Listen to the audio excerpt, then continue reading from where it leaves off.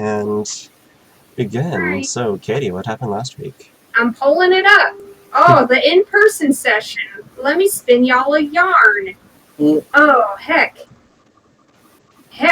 We skipped ahead morning of. There was somewhere we needed to be. It was the Tower of Eternity. And we had a tea ceremony, and we buffed up, and some orcs ran in and started dying, and we tried to summon a Sun Lord, and Fahar got a nice letter that was a special tool that helped us later. And we fly in, invisible, thinking we're going to just kind of charge in, no problem, after Elian. And it turns out Elian's in a tight fucking spot. That's kind of weird. That should be a red flag. If Elian's in a tight spot, when it should be, according to Keikaku, problem. Well, we fuck them up. We fuck up Dorothy and her little dog too, and some orcs and constructs and zombies that were in the way. And we rescue him, and he's like, cool. We dispelled a death rune on the door, but Elian's like, nah, that ain't even the real door. Let me take you around back. Teleport trap. That's another red flag. That's like, well, he's probably should have been special flagged immune to all his sister's traps. But that one nabbed him. That one nabbed him right away. And we were like, well, Elian's a big boy, and we'll figure this out. We got an hour to solve this. We'll solve it, and we'll find Elian. It's fine. It's not a big deal. We enter the tower, trap tiles. Maka incorporeally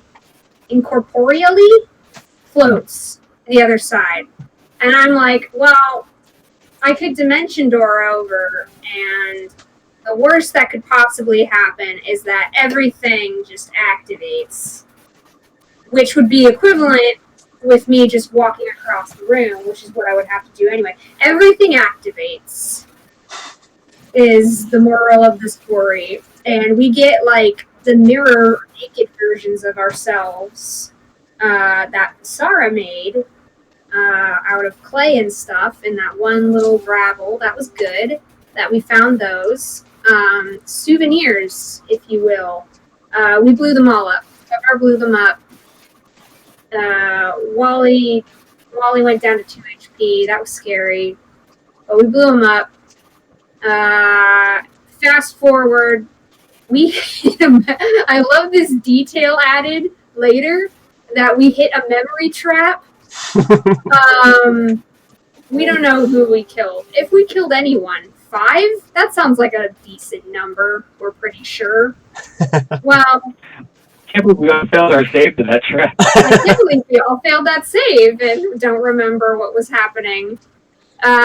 More astoundingly was how efficient you guys were. You only purely did this apparently with arrows.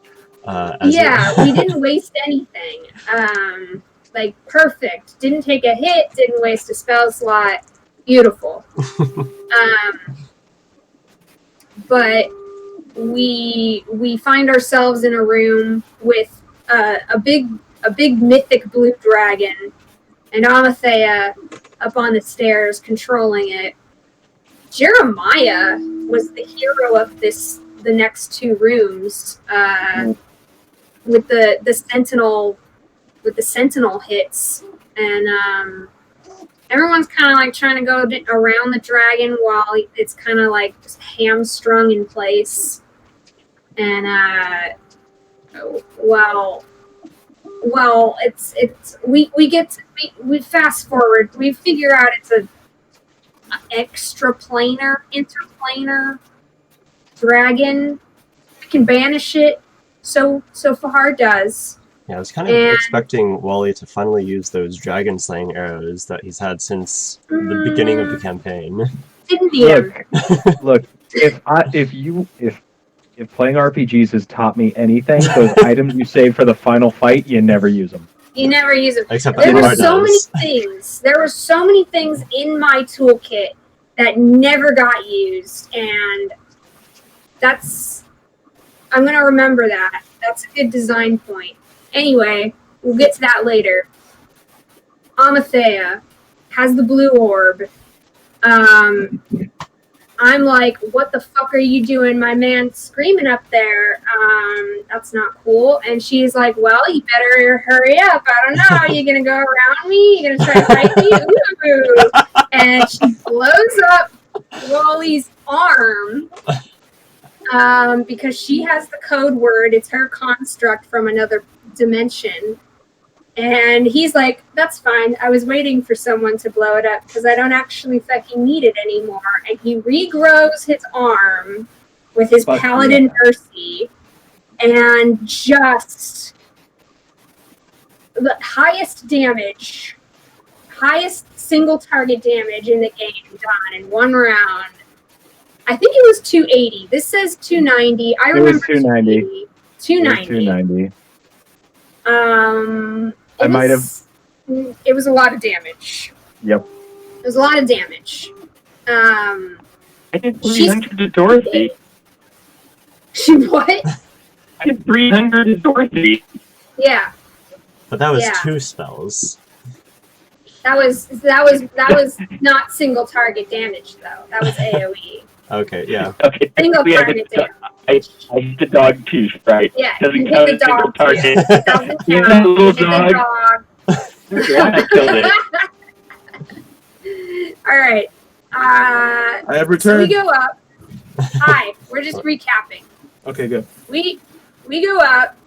It's a witch palooza up at the top, and Elian is a fucking drama queen, like light bound into place with his ears cut off, and he's like, Aldia, if I were not an elf, would you still love me? And I'm just like, yeah, man, you're a fucking Cavian, right? Like, we knew this already. It's fine. I love a human. What the fuck kind of question is that? I undo his binds and he turns into a fucking pit fiend. And I'm like, oh, that's what you meant. That's a little more extreme than not an elf. But, okay. But it's fine because we have a pit fiend now. Pit fiend wish undoes all of Ellisvin's shit. So that was intense. But before that, the Coven group casts a spell, a hex, at Fahar, and Galahad, Herald of Bahamut, is like, that's my boyfriend, and blocks that shit, and then it's just a whole party. Then we just unfucking load. Zinna gets held. Oswald, stabs her. Other people get stabbed. Maka's like, now it's your turn, and inflict wounds to death. I think it was actually Visara who got fucking blown up, and then Zinna also on the same turn with freaking fireball. And then I bounced a spell off of Ellisvin. I bounced the Dominate off of Ellisvin and hit Dagwin. So Dagwin's under my control now, twiddling her thumbs up in the tower. Well, the wish goes down. Ellisvin gets pinned, but she just summons a red dragon who scoops her away. So that was bullshit. And we're like, well, that's fucking bullshit. She can't fucking get away. So we Aldi has never seen such bullshit. Yeah, we finagle our initiatives around. We get on Fahar, Aldia, and Galahad fly on their crystal dragon selves. So Elian's like, Walton, get on. And it was fucking awesome. The Paladin riding a pit fiend, that was fun to tell people about at work. Let me tell you. I was like, it's like that magic card. And they're like, holy shit, it is. That's fucking awesome. Your DM's amazing. I'm like, I know, right? Y'all should be jealous. And they were. That was good. And like the sky chase, and Waka gets in her bone met, and Oswald tries real hard to match Star into the dragon and passes out, which is so on brand. I could not have written that better. And yeah, and it's a fucking fight through the sky, a chase fight through the sky. Can't land a dominate, but we sure can land a lot of arrows and a destruction spell. And we describe a nice team attack as destruction ends up dealing the final blow. And we ended there. In the sky. That's all. That's all the details. Good job, everyone. We beat the game. We beat the game. It only took us 2 years. Yep. But we beat it. It was like that moment where, like, you beat the final boss and, like, the battle just kind of awkwardly cuts. And you're like, oh my fucking god, I did it. And you just, like, put down the controller and you walk away. And, like, the final line of dialogue is just hanging there on screen. That's what the last 3 days were. It's just, oh god. Yep. What about the quick wow. time event? You fucking did it.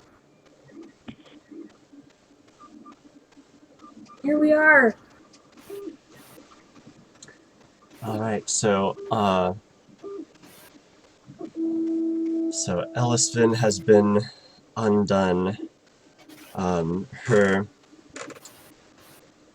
Does destruction just destroy herself but keeps the rest of it? Yeah, their stuff lands in a nice little pile. Okay. Or, like, I guess falling off the back of a giant dragon onto the ground below. Yeah, so... Eh. As she is atomized, Galahad swoops in to snatch that staff with Aldia and Fahar right on top. Very, very appropriate for who is riding Galahad. The ending teams worked out so well. Yeah, it worked out very well. And you guys return back to the top of the tower to safely undo the spell, and that's not a big problem for you, Aldia. Great. So meticulously, with the power and expertise of your Archmage self, you just bit by bit undo the citywide soul trap, and the flood of negative energy ceases. The souls are released to go to the next plane of their existence. The orcs are dead. They're not coming back there. We said we made our peace with making this omelet. Yeah, you did what you could. Yeah. Yeah. The orcs that were yet outside the city, seeing what has happened, have decided to not pursue this. And have fled. So that is a problem for someone else tomorrow. Oh, we'll alert the Empress. And so Merlin rejoins you at the top. He's like, oh hey guys, looks like it turned out well. Well? He's like, oh god! Pit fiends.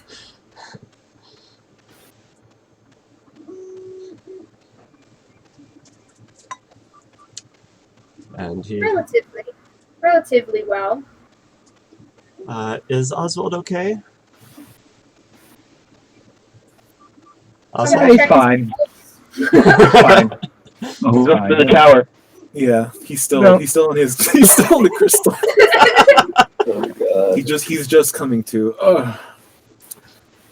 Damn, did we win?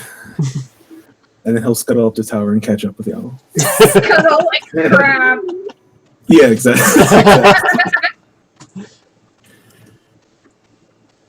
And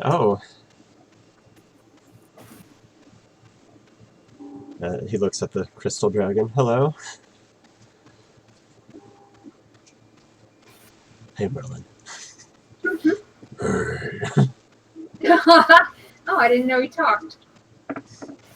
Oh, I wish he talked like that one plant from Little Shop of Horrors. Hey there. God. Feed me, Merlin. That would be the most anticlimactic. That would be very tonally inappropriate. Yeah, absolutely. This is why I want it.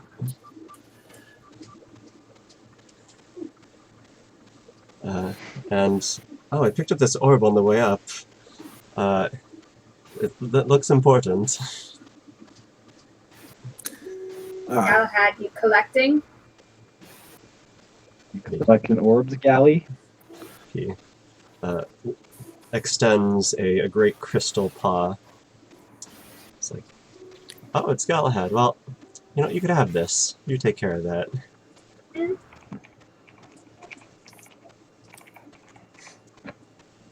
Haha, now I am the most powerful dragon. No! No! Well, you're That's why already you like, see the dragon slaying he's arrow. already a god herald, so I mean that was probably true before.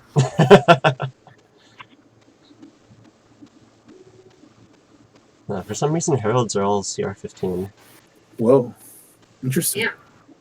at least in Pathfinder. But you know what? Something about the nature of magic in the world is changing. Yeah. Something weird's happening with that Mythalar being alive and existing. Mysterious. Funky, even. Yeah. So you guys are all up here. The adrenaline is dying down. What do you guys do? Dagwin is now sitting, just looking at you intently. Should we address that first? Well, no. I feel like we should address the pit fiend in the room. He crosses his arms and looks down upon you. I think pit fiends are quite large. Let me They're check. very large. How They're very large? big. Big enough that Like huge. Because it was a large mini, but Yeah. like, They're is pretty- it really that large? they're pretty fucking big. They're large. They're Yes. Not Yeah. huge. So they're 4x4. no, pit fiends always stand over 14 feet tall, with wingspans in okay. excess of 20 feet, and weighing over 1,000 pounds. They're essentially He giants. was large enough for Walton to ride on. I'm gonna flap up to his shoulder because too tall for me to talk to normally. Hi. Yeah, so he takes you upon his shoulder, and you just sit there. Oh dear. Hmm.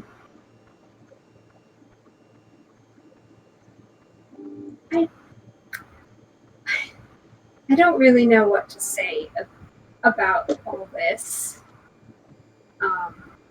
I figured you'd just sort of say what you wanted to. Or nothing at all, if you prefer.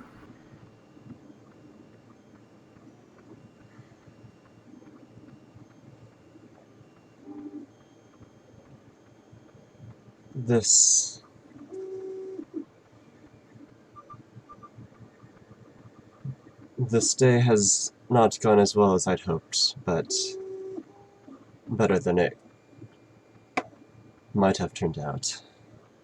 I'm so sorry. I just You know, I was trying to dominate her, but, you know, secretly, I really hoped for her to be dead after I saw what she'd done to you. Sorry.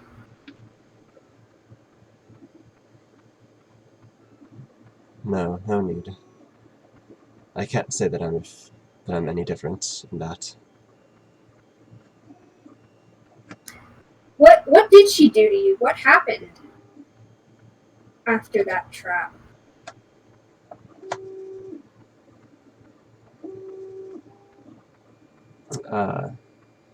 He looks away. You get the sense that he'd prefer not to say it in company. Oh, In sure, in sure, this- sure.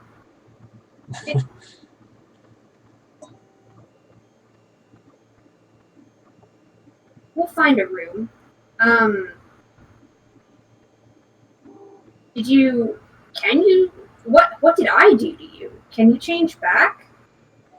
What exactly happened here?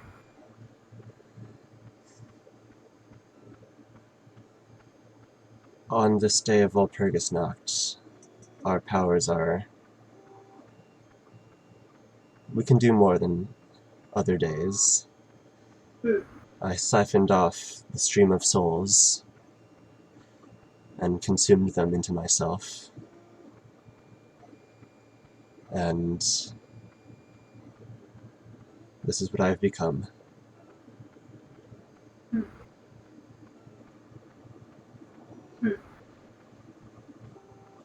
Oh.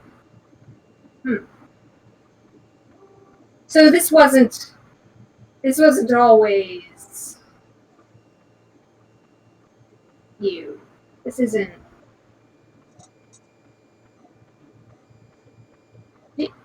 I don't think so, but I'm not sure anymore.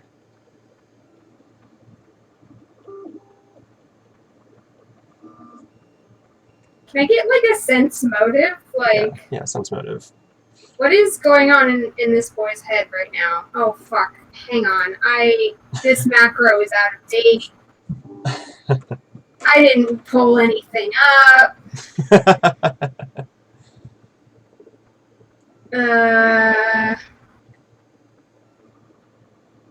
It's a plus 15.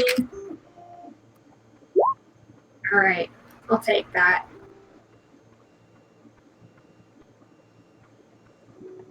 It's a 30. Alright, and what was your question again? What was my question? Like, I just want to get a general sense of his mood, I guess. Like, Vibe check. yeah, vibe check? Vibe check. Like, are you okay? Like, he clearly doesn't want to say anything, so I don't, like, want to pull teeth and, like, get him to dump everything right now necessarily, but, like,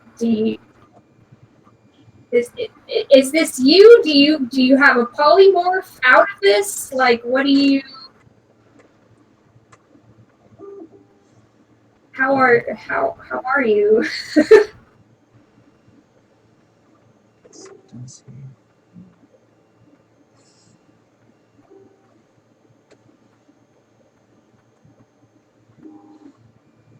Cassissian is gone. What? Without my familiar, I can only do the magic that is given by this form. Whoa.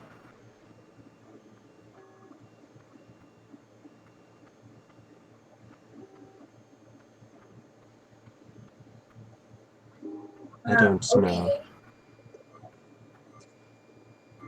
So, as a vibe check, you think he is in a state of shock, having witnessed and helped with the murder of most of his family. 1, 2, 3, 4, Most of them. 5 with Amathea. Well, he didn't help with Amathea, but he was there. He saw that. Well, it was around the corner anyway. Uh, So, like, even when you want someone dead, having Yeah. it actually happen is still That's- yeah, I mean, we expected trauma. and then this probably isn't the most comfortable polymorph. Yeah, so you're stuck. You're stuck like that. I mean, I have a solution, potentially. Do you want it? I could try to give you your body back. How so? Well, I've gotten decently handy with transmutation. I can turn into a dragon with a bit of effort. And I can turn even fiends into small animals. But I think if you give me a few minutes, I could turn a pit fiend into an elf.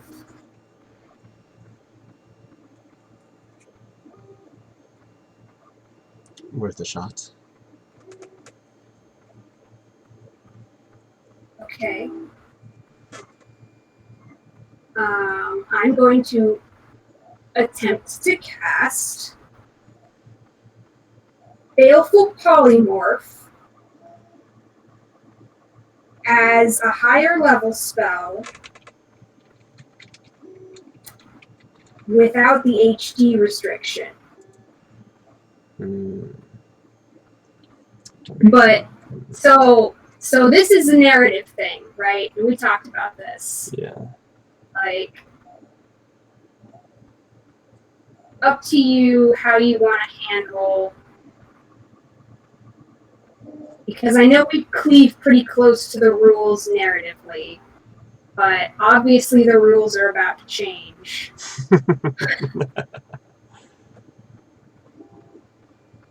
And I have mythic power.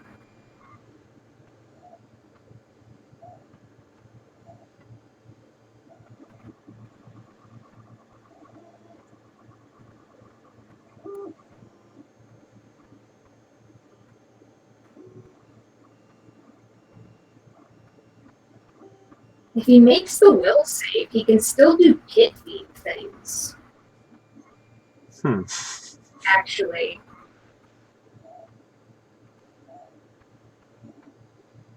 So he can choose to fail the fort save, then make the will save.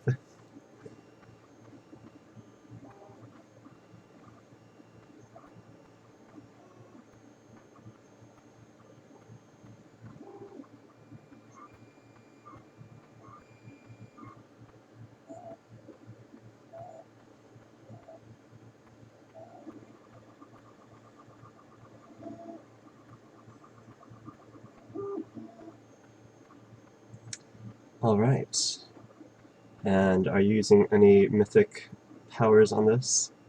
I mean, since it's a custom spell Yeah. that isn't like real, I think I would have to use a mythic, like arcane surge type thing. Because it's a spell technically not on my list, since it's like Baleful Polymorph Greater. Okay, okay. You know what? Give me what's it called? Give me that spellcraft roll. A spellcraft, you say? That macro's out of date too. Let's see. Is it 21? I remember now. It's absurdly high. Oh, gee. Well, alright. I can live with that. Alright. Average. Average. I'm out of fate points, so whatever. We're gonna have to deal. Oh, what did Phil? Oh no. Ego. He might be back. Soon. Hmm.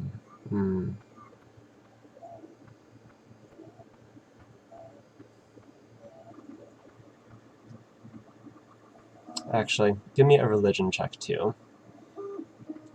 Religion. Yeah, when Tyler wanted to do a spell that's beyond Can I give you your rules. Arcana? So is the 'Cause I Arcana don't over? have religion. Okay, Arcana. Yeah. I Tyler had to make 2 checks to try and summon the Sun Lord. it's like taking a long time to roll the dice.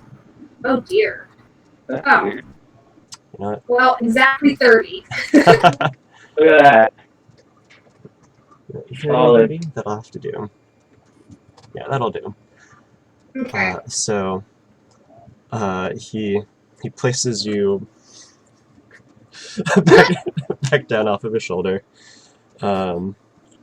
So at like, so Aldia is what, 6 foot? About She's like 5'9", right? Yeah, 5'9". 5'9", and he is 14 feet tall, so almost triple your height. so you just got like right there, just pit fiend. Yeah, his clothes were teleported somewhere else. Who knows? Oh, great. So cloven hooves, the whole shebang there, and Dang. you cast your spell imbued with mythic power. You say a small prayer to who knows, in hopes that this will work, that you will restore your boyfriend, your fiance back, and it does work in a fashion. He returns back to an elven form, but you think that this is not permanent. You think you're gonna have to reapply this Oh, wow. as time goes on. Really? But for the moment, he is I alive. have some questions to ask him in private, but I don't think now's the time, because I feel like no, okay, never mind. I don't know. I just don't understand the nature of his condition, so, and I'm not going to probe him about it right now. You think it's likely that he doesn't understand the nature of his condition Okay. fully either. I told him not to touch the fucking soul stream. I told him don't touch it. He went and touched it. You can't believe that. He just went and touched it. Look, he couldn't help it. It was still shiny. I was gonna touch it. I thought about it. Well, he touched it first, and now he's a pit fiend. Yeah. Forever. I told him this could happen. Well, not this specifically, but I gave the idea to the DM that something bad could happen. Oh, Aldia could have become a pit fiend. Oh man, I could have become a pit fiend. We could have all been pit fiends. We could have all been pit fiends. Shit. We could have all touched it, and at the very end, it's like Oliver's. I didn't bring enough pit fiend minis for this. He had a bit of help there. Okay. Ellison's just there, like, I did not consider this possibility. Yeah. I mean, I broke his tattoos, and that's like, I want to know what that's about, but not right now, maybe, I guess, since he's all shifty about it. And we have a Daegwyn to talk to. And a Galahad if you wanted. Well, yeah, we could do that. I feel like we should address what, are we killing this? Okay, I'm gonna RP it, right? Yeah. Elian. I managed to spare one of your sisters for now, what do you think we should do? Should we talk to her? Is she going to be trouble? We should talk to her. Maybe.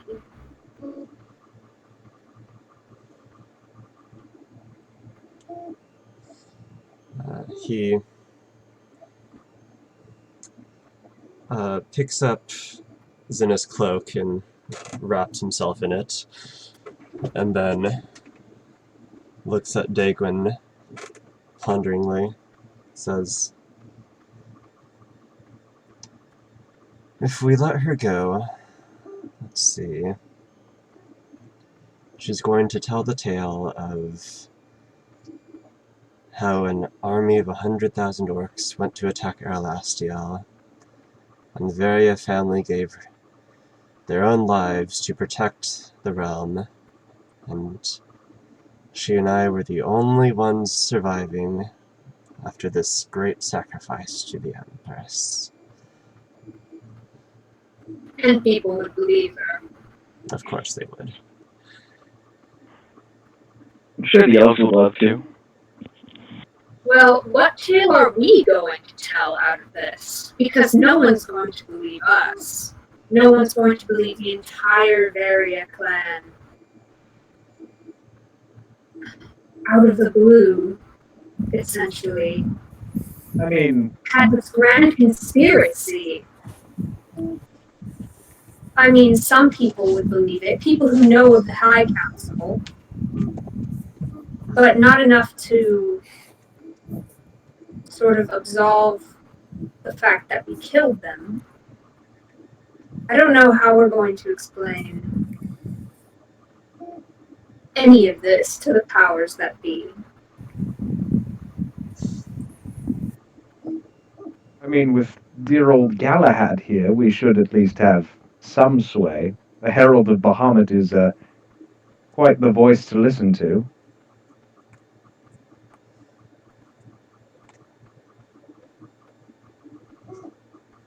And we do have the king's trust.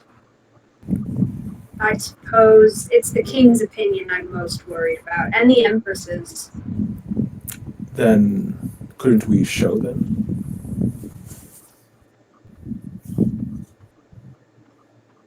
Show them our memories, our thoughts, our what we've seen here. A magic trial. We all have our own accounts. It's not out of the realm of possibility. Yes.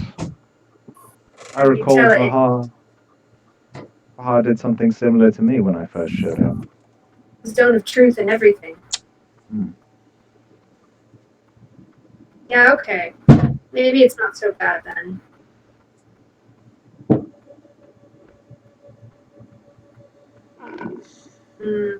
So she could live if it really came down to a trial in the coming months.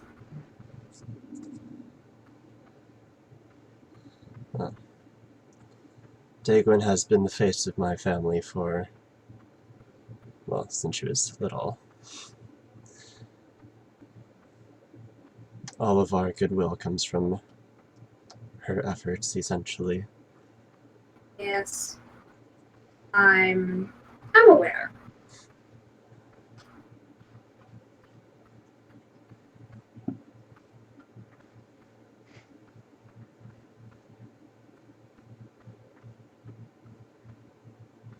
Well, it's up to you. I think.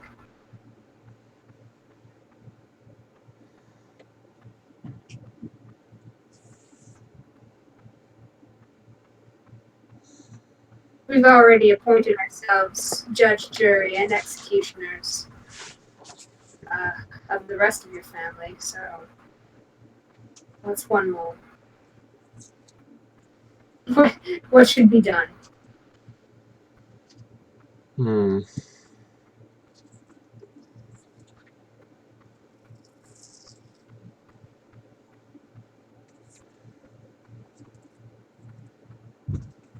Well, I'd rather we not kill my last sister, except for Phoenixia.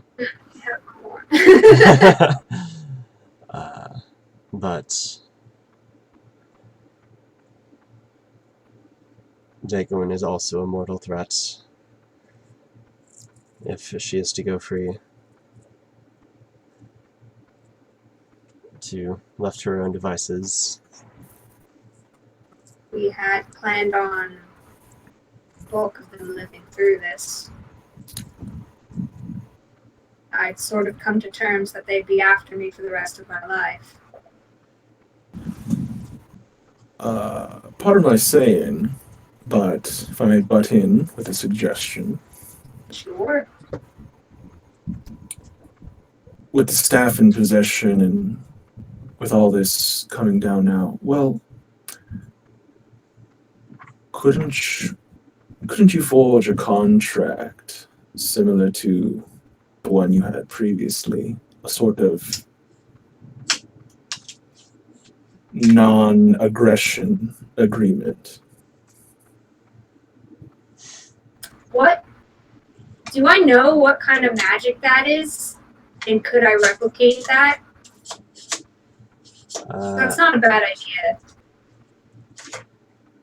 Yeah, that is some infernal magic. As an infernal sorceress, perhaps. Elion definitely could. It could be worked on. With the powers of a pit fiend. Sure, it's within our hands to figure it out. It's not foolproof. It just costs a soul, her soul, to violate it. I mean, but it's better than nothing, maybe. even death is not foolproof. True.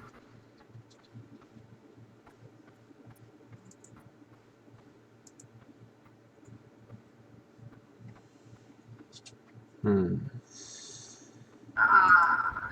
Or we could just send her to jail.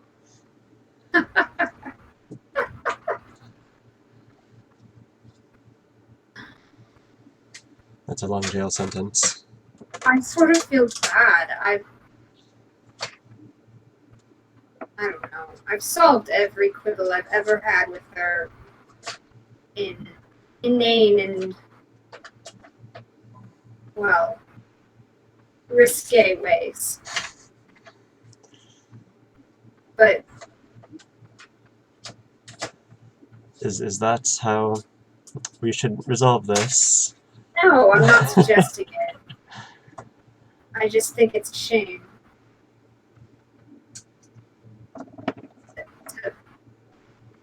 I don't want to force her into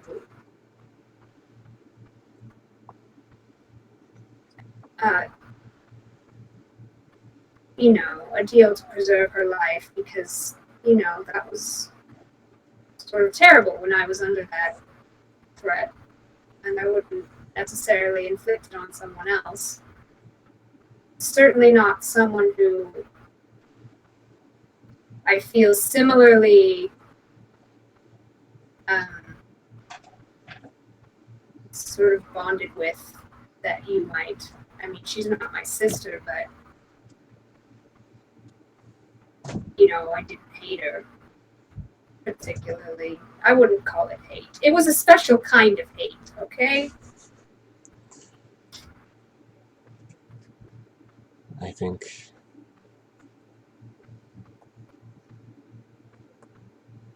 Fahar, what do you think?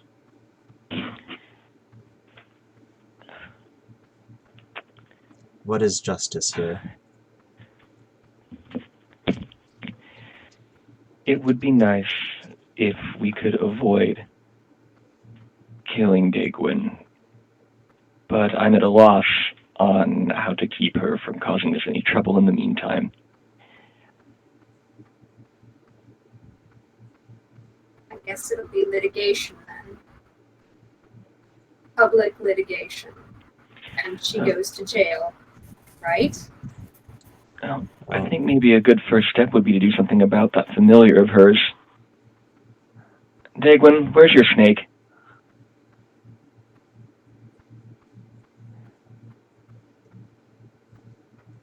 I will give her eyes for that snake. You compel her to produce or indicate where the snake is. Produce the snake. And she shows you a what's the name of the bracelet that goes around your anklet? Anklet. Anklet. You've done it. Got it. That's the one. Yeah.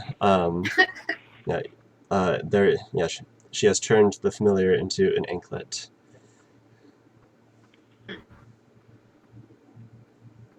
How do we turn it back into a snake? We don't have to. We can destroy an anklet. Turn it back, Dagwin. Bring it out. Just. Are we killing the snake? Yes, Okay, we're killing the snake. we'll kill the Show us your snake. snake. Show us your snake. Sorry, we're killing the snake. Holmhawk, you have a snack. Go ahead. Just steps on it. No, alright. Leftovers then. I mean, not to be like, you've been quiet, Dagwin. She can't talk unless you tell her to. Yes, she can. She can absolutely talk. Okay. There's no reason she couldn't. Okay. I've been assuming you just had her look at you. No, I just And do told her nothing else. not to attack us, essentially. Or run. Stay here. Oh, We that's quite deliberate. rude. What? Killing my snake. Well, it is the source of your power. Elian, is that right? No, she can still enchant you with her voice. Yeah, why are we killing her snake? No witchy powers with no witchy familiar. It seems excessive. She has several sources of magic. Yeah, she sings.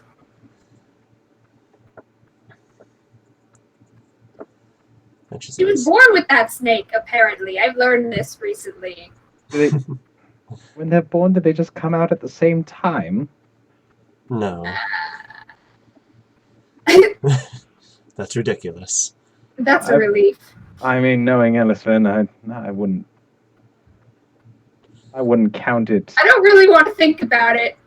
I'll think about it in 100 years. I'm thinking about it right now. I'm going to need to later, but not now. As a So- baby, we vomited up in its shell. Don't be Okay. ridiculous. That is horrifying. Just baby things. It's the cycle of life. Mm-hmm. Yep. That's totally normal and not weird at all. Dagwin, you've What? overheard us deliberating what to do with you.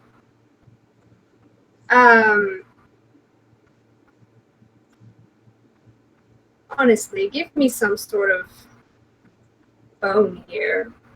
Well, if you want justice, I would like to ask which law we broke. Killing orcs is not at all against the law. She has a point. Nor is defending Erlastiel. But you know that's not what was happening, right? That you know.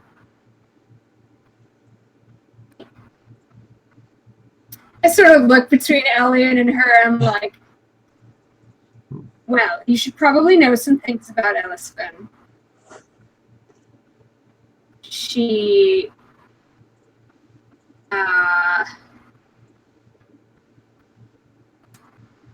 probably not so deserving of her sterling reputation, though whatever she has pitched you, I can understand is compelling, and it's going to be very hard to unravel and unwork sort of your picture of your mother and how she may have been, but Do you think I'm ignorant of what my mother has done and has been doing? I was hoping it was a possibility, Damon, because otherwise, I mean, I am forgiving of ignorance, but collusion with a rapist, Damon, that's not a good look. What is that all about? What? What is what all about? What are you talking about? Well, there's many suitors. Oh, wow, do we really have to have this conversation right now? Oh, God. I Take feel like Galahad outside. Is that where we have arrived here with all this? we I'm really have to. Look, that's really the least of her crimes because she's been involved in many conspiracies.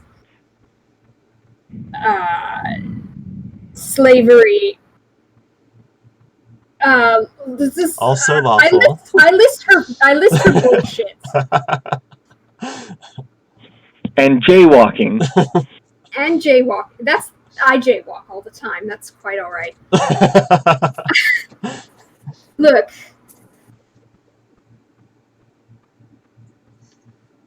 That's she's She's evil. justice is catching up. I'll just kind of wave vaguely at Galahad. Justice is catching up.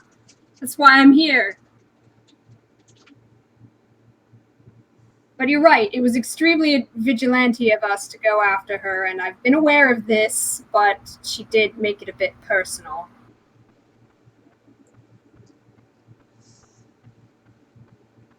And I mean, if we didn't go vigilante, then Then no one would have been able to stop her.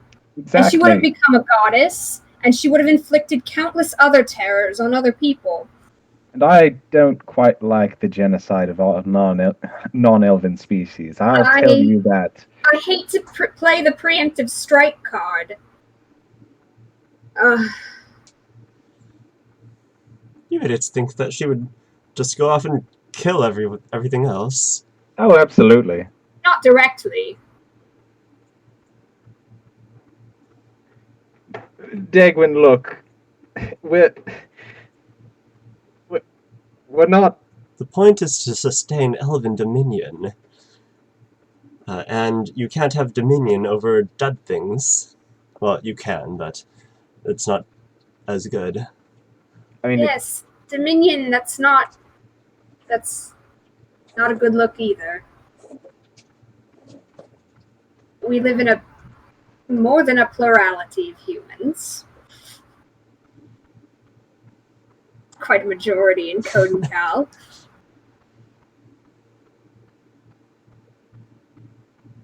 But I'm not here to argue moral philosophy with you. It took me a long time as well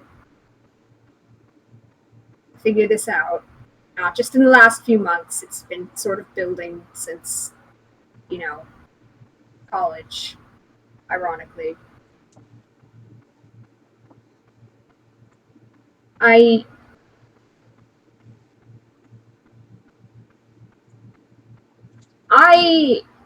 am somewhat willing to answer for crimes I have partaken in and defend myself in court and blah, blah, blah, blah, blah. I wish I had thought to try to mutate your horns, Elian. They get in the way and they're so awful. Next time I shall solve this problem. But I digress. I'm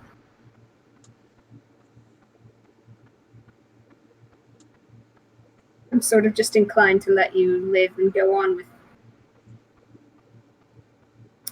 being Lady of House Varia. Well, I am Lady Varia now. Congratulations. You're welcome. You did it.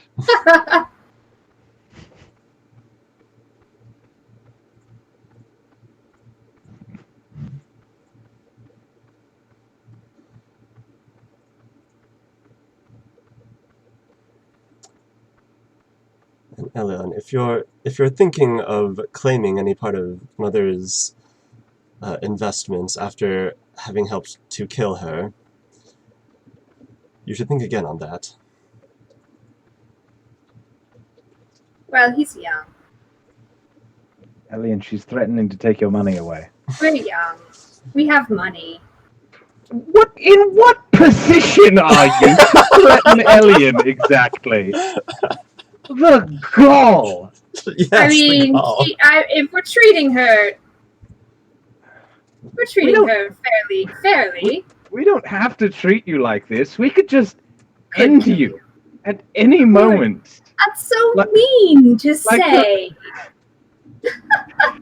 She's just... Oh, God, it's like...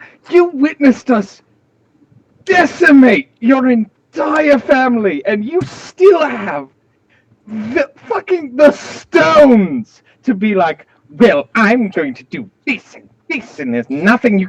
For the love of Mitra! You are so insufferable! Wow, really unload on your sister-in-law there. Ah! You expect me to grovel? You expect me to be anything less than I am, even in the face of death? No, I basically expected this, to be fair. I just expect you to not be such a bitch. Ugh. Some humility. Some. All she has left is sass. It's fair. Sass and a title. At least I still have my personality. I am Dagon Varia, scion of the great Varia house. I have performed in front of heralds and gods. I've been blessed by gods, so cool. Join the club. Look, are we letting you live then? Is this fine, Elian? Dagon, are you going to unleash a lifetime of suffering upon us? Are you going to take it upon yourself to avenge the rest of our family? She can try, honestly. But if she does, you know, I'm just going to kill her at that point. I say this directly to her face. Like, I'm giving you a fucking chance, but you know, I Dagon, did land this big sweet dominate on you, and I can end you. And I could just He can end you too. like Any that. of these fine gentlemen could end you. You could hurt me, but I don't think that's really in your best interest. You could make my life miserable, but you know, okay. Give you me could that. make my life miserable. I don't care. Yeah. So give me that diplomacy check. Sure. Wow, I'm really just Wow. getting average rolls today. It's real average in here. Well, how about this? My brother was quite right about what I would do to make the most of this situation. The facts present the story clearly. 100,000 orcs had broken through Febart and were on the borders to attack Erelastiel, and it is here that we all stopped them. And unfortunately, my family fell in the process. What a heroic sacrifice they made for the good of all.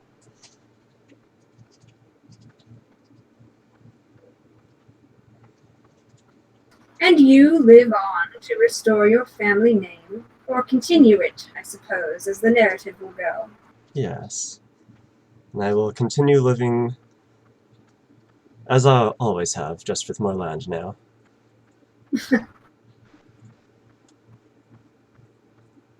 Free to marry. No, somehow I doubt you will. That was never your speed. Well, that has to do with prophecies and stuff, which I suppose now is... I am free to marry, so that'll be new. We'll see about that.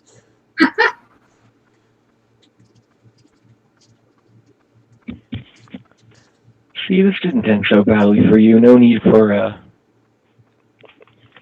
centuries-long revenge plot. Well, that's the Well- only revenge plot worth having, darling. Wait until she has a niece.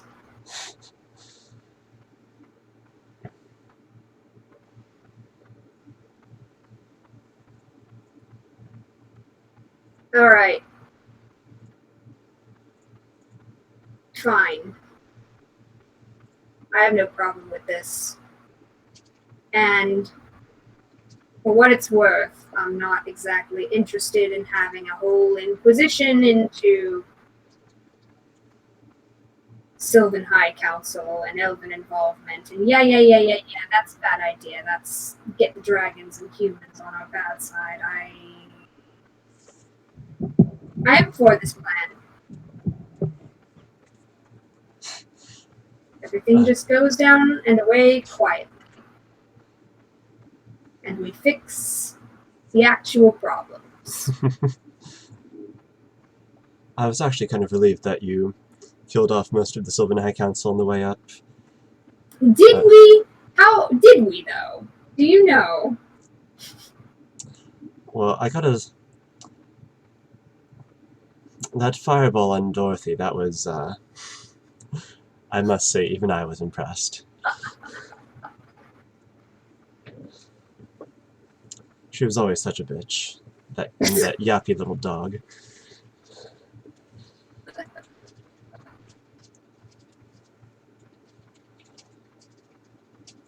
But there's much to say of geopolitics now that you have eliminated most of them. Things are going to go in directions that are not so controlled anymore.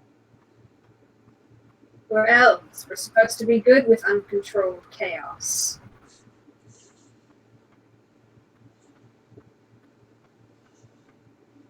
Somewhere along the line, we forgot. Somewhere along the line we controlled the chaos and stopped it. Strangely against our stated nature. But what do I know?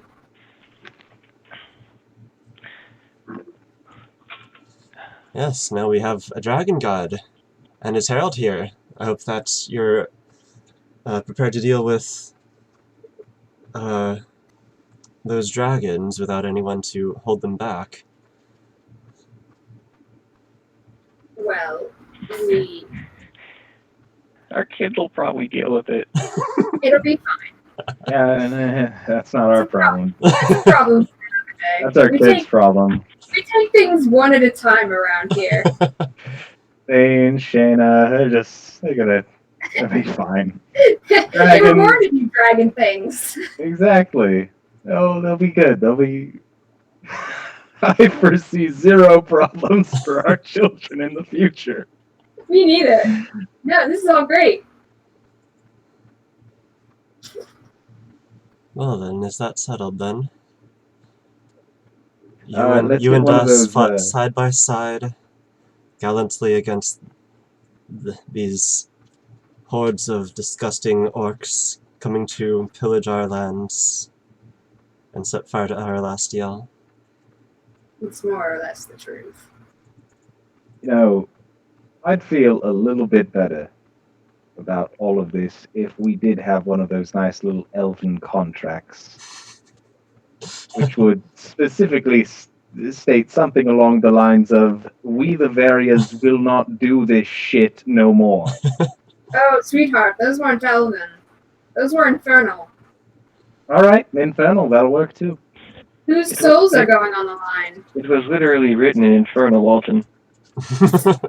Well, I can't read Infernal. But you can read Elvish. You would know that it wasn't. It's like, I can speak Elvish, I can't read it. Wow, okay. In fact, I can't read. things. I had no idea. All right. I mean, look, Well, I married into a family and I pick things up. I never learned to read, though. that's weird that they didn't teach you, but I suppose that doesn't matter. Well, Elven prejudice and all that, you know. Sure. Goes across planes, cross worlds. I'll teach you to read. Anyway, that's later.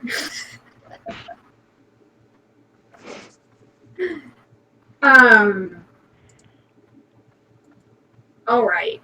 Who's putting their souls on the line then? You and me, Dagwin, for old time's sake. oh, if that's what it takes. Great. I'll just draw up one of those. Elian, help me out with this one.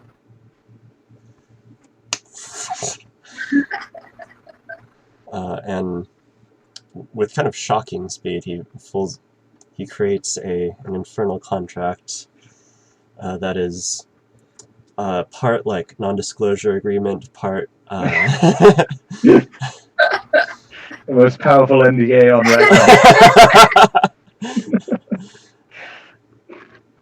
record. part non-compete agreement, part Yeah, I'm sure he's got a couple clauses in there for himself. Okay. I'm just going to commit this to memory. All right. I'm signing it.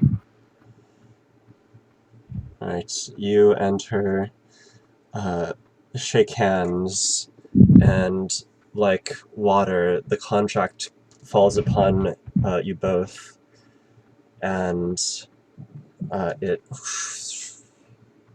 settles into your bones. I'm gonna lean over to Galahad. Gonna lean over to Galahad and say, I can't believe we're still doing this. Yeah, I can't say I missed the feeling of an infernal contract in my blood, but here we are. Galahad, he like lowers his head down like 15 feet next to you. It's like he's like, yeah, seriously? Can you get smaller like normal dragons? Can you do that? Have you tried No. yet? No, you're going to have to take that entire dragon. You stop this. Galahad's back, and he's ready for bed.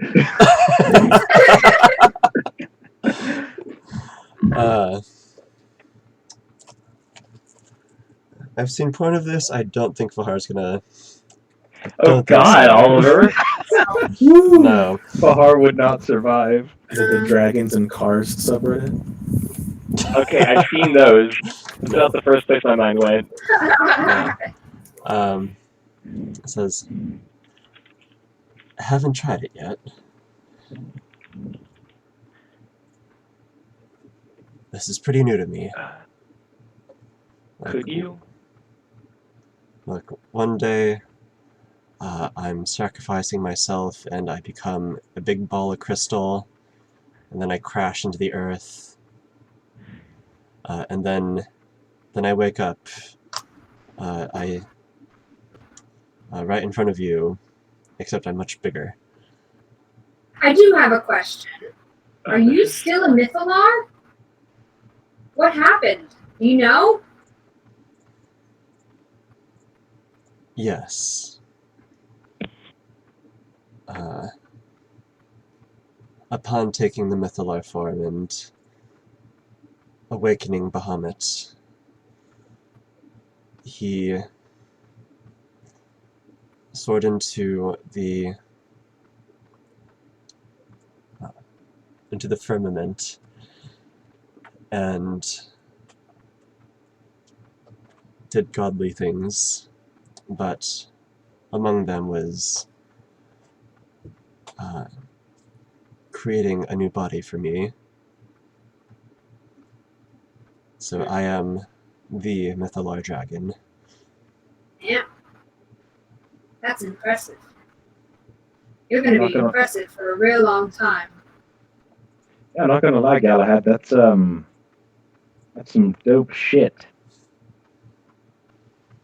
I thought you were going to be just a projection for a minute, but wow, you're really here still.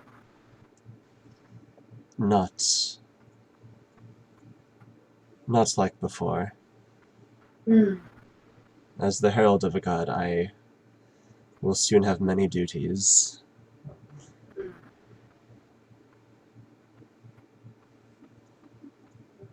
And Bahamut will not be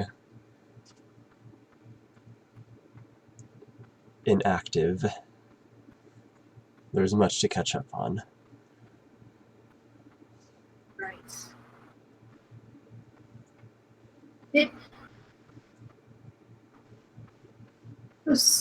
I'm gonna sit down in front of the dragon. Like, oh, did we do a good?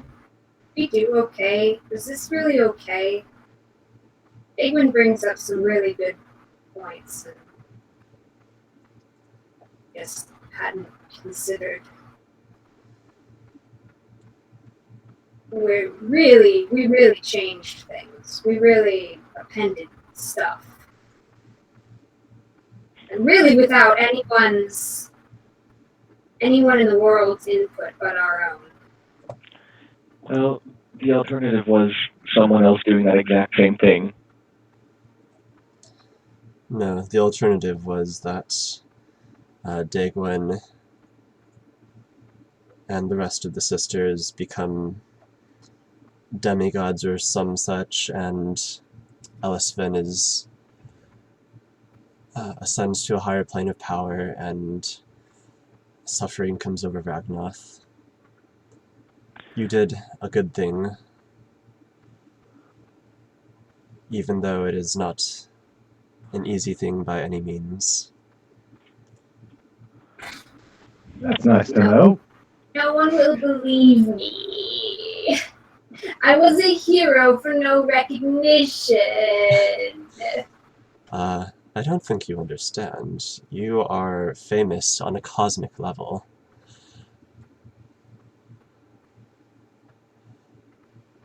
Do you know the night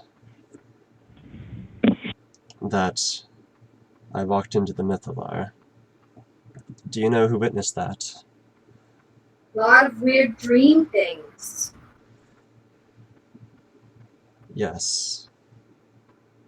All of the dream things, all things that dreamt that night, witnessed your work. That's terrifying. There are like mind flayers in there, included in all things. Yes. For some, for most, it was just a dream, quickly forgotten. But not everyone forgets their dreams. And when everyone has the same dream, that is something to remember.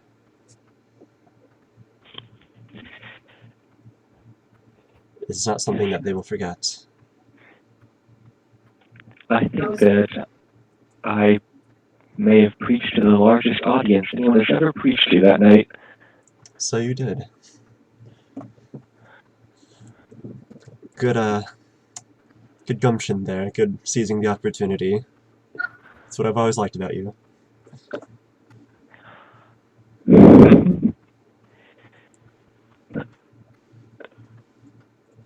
Well, if your herald duties can be put on hold for just one evening, we could go back to Coden Cow and relax for the night. You know, before all this starts to catch up with us.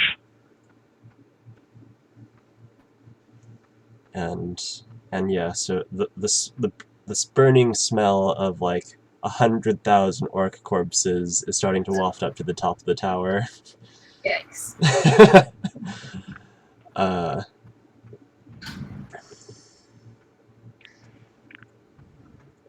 Deacon I think says, think I'm done here if we want to split.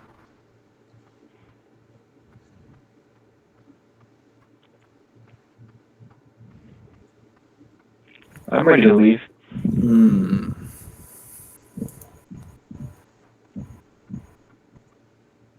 Yeah, sure.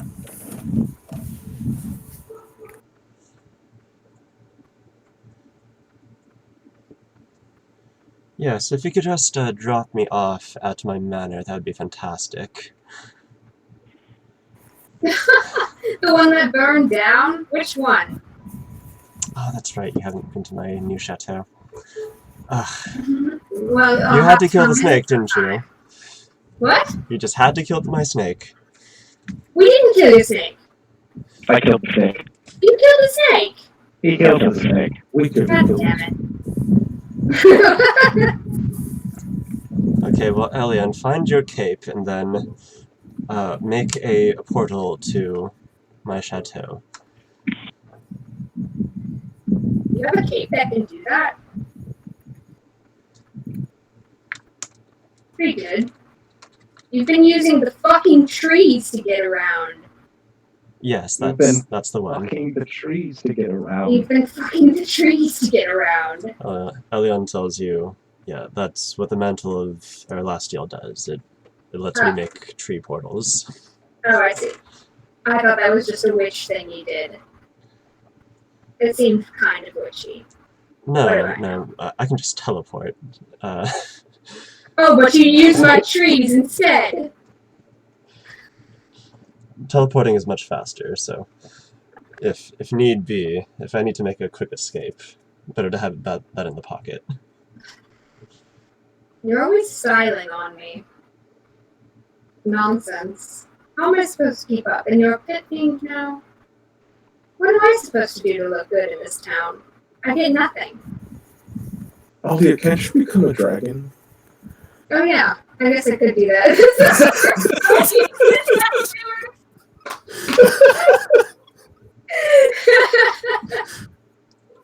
Jesus Christ. It's extremely good.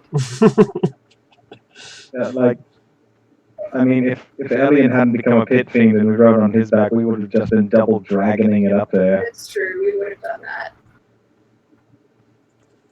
Fine. Whatever. I'd like to go speak to the king, at any rate. Okay. After we drop you off at your manor.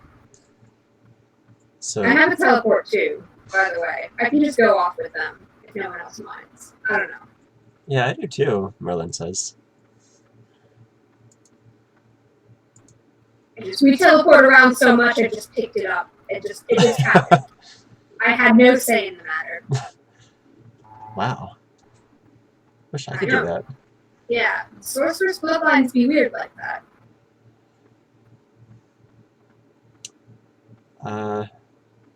Alright then.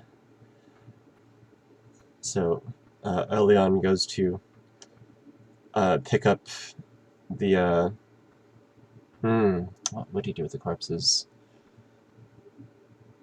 No, he would take them. And give them a proper burial. Mm-hmm. At least the ones that aren't dust.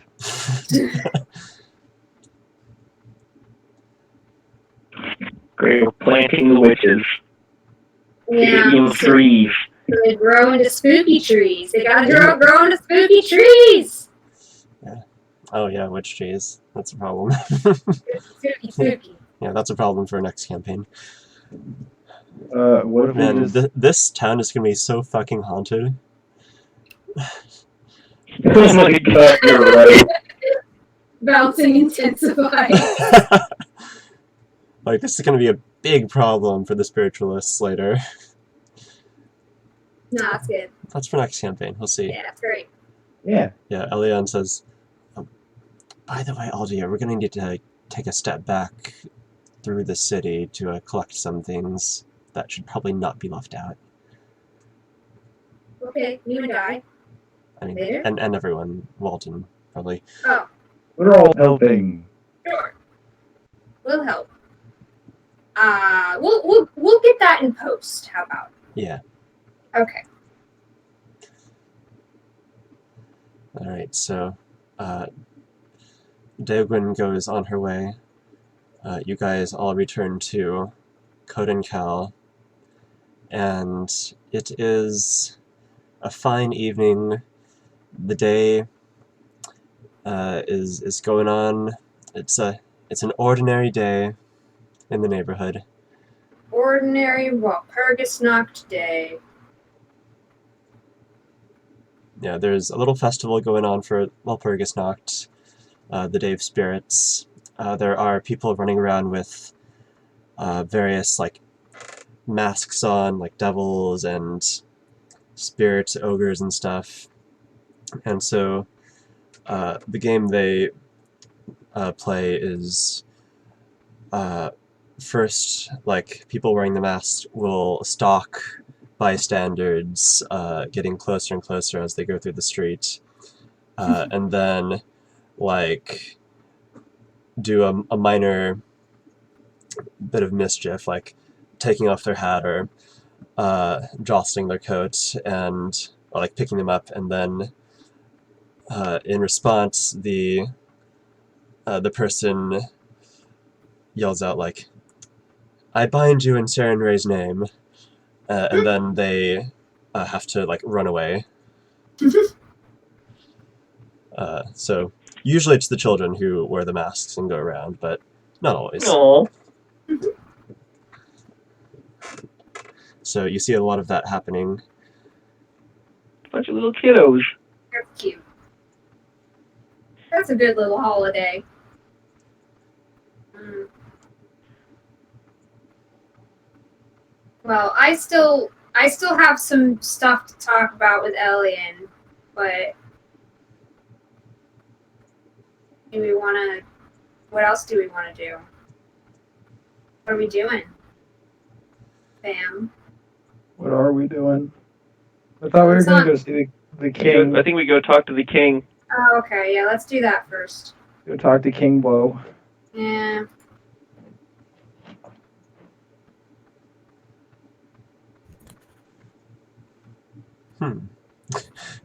A thought just occurred to me, like, actually, Pit Lord Elion and Dragon Galahad would be big enough. Oh, To what? Oh no. But that's The not happening. That's not happening. so a dragon and a pit lord walk into a bar. Thanks. I hate it. No, thanks. I hate it. Mm. On the way to the king, I bring up a small point. So, Dostoevsky's still exiled. Yes, indeed. Yeah. Is that a loose end? Potentially. Well, you didn't kill Dostoevsky, that's for sure. Keep an eye on him. I could send him, tell him what's up. Well, the thing about the council is something will step in to. The power vacuum. Yeah, I suspect the next generation of elves will have their own sort of political bullshit to deal with in the wake of this. Ah. But that's a problem for the next few hundred years.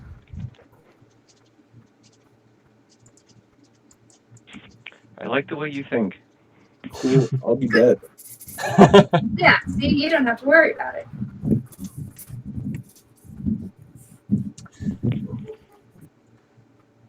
It's depressing when you say it like that. Well, we should tell the king what happened. Yeah, I wouldn't mind doing that. I wouldn't mind just checking in. Alright. You guys... With Elian or without? Does Elliot want to come? Yeah, he would. Yeah, alright. Okay, so Come on. the party, Merlin, Elion, you know what, Galahad too, why not? And Fahar all tramp into the royal court As Galahad flies in with Fahar on tow into Kodenkel, the whole crowd looks up in wonder at you. Who is this red man who rides dragons around? So did Galahad determine to be unable to turn back into a person temporarily? Yeah, he hasn't figured out how to do that right now. Okay. We'll work on it. You might be a little too beefy for me to do that. To do the pit fiend treatment. It's a big boy. Okay. Should we... Are we gonna scare them with the dragon? Or what? We should tell them the dragons are now free to dragon up the place, at least. Is that what you're talking about? Yeah, we should mention that we brought a dragon with us before things get panicky. Oh, no, that's fine. He's a crystal dragon, right? It looks fine.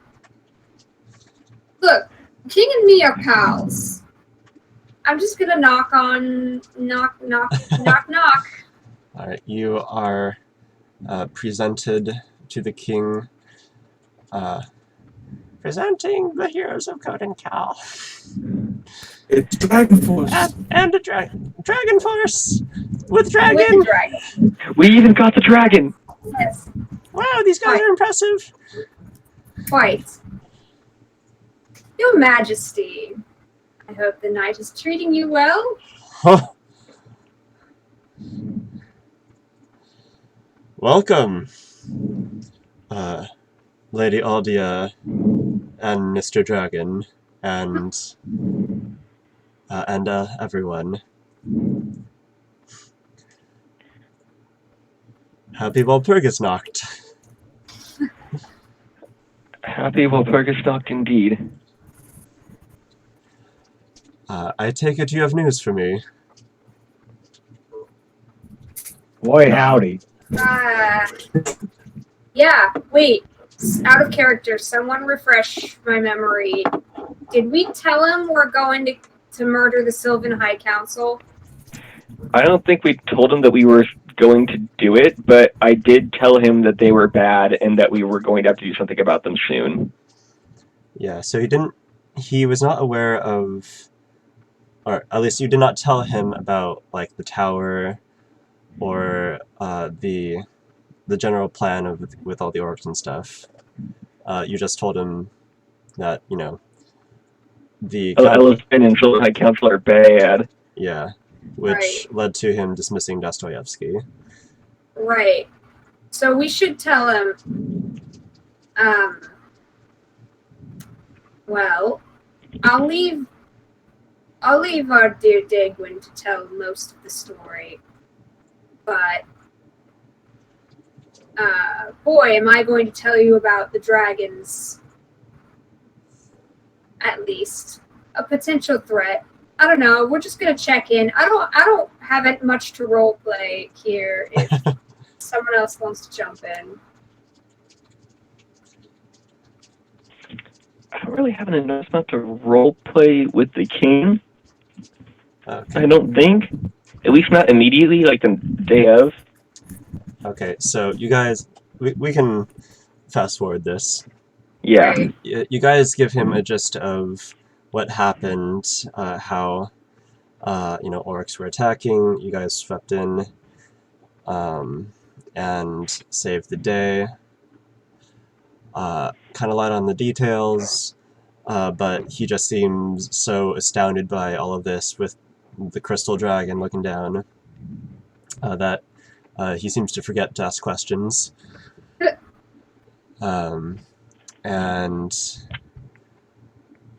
And so in the end he sees the very clear service that you have provided to Kodenkel and civilized world, and he offers you, Aldia, a position at his court. Oh, Wow. A position. Yes, Ah, his advisor and ambassador. holy shit. I don't think I could, in my right mind, pass that up. Maybe you should sleep on that one, Aldia? Yes, that is weighty. I shall consider this, Your Majesty. I have been sort of thinking about where to take my house lately, and there's much work to be done. And I must sort out some matters of my own estate. You understand. I shall get back to you with my decision within the week.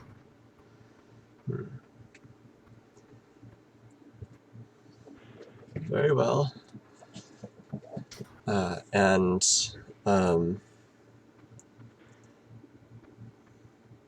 And so, of course, this also requires a celebration, another festival. It's time for more more parades for repelling this this attack. First, it's first the cruel. First, you save Codencal from the cruel, and now you've saved them and Erelastiel from the orcs. Well, you are true heroes and need to be commended as such. It's very gracious of Your Majesty to honor a service to Erelastiel.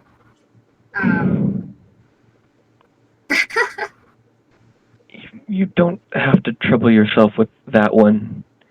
This is all happening so quickly, it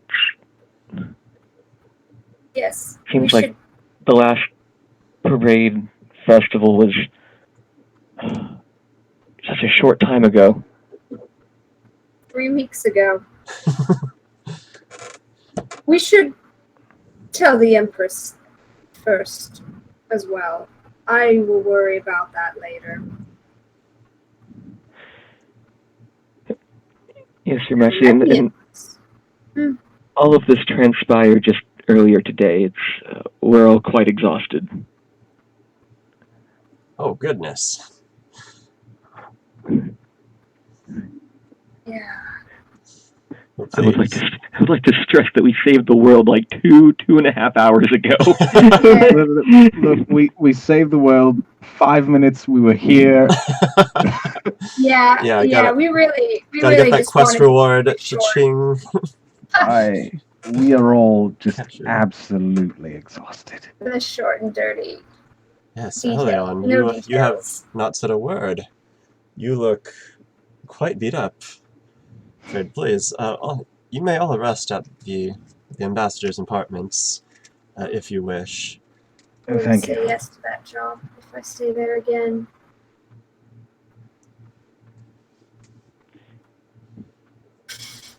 I'm going to prestidigitate a glass and then create water into the glass. Sip on a glass of water during all of this. I'm gonna bow out of staying at the ambassador's suite, but I thank His Majesty profusely for the job offer and the celebration, and assure him I will be circling back. We're gonna put a pin in this, and we're gonna circle back on it soon.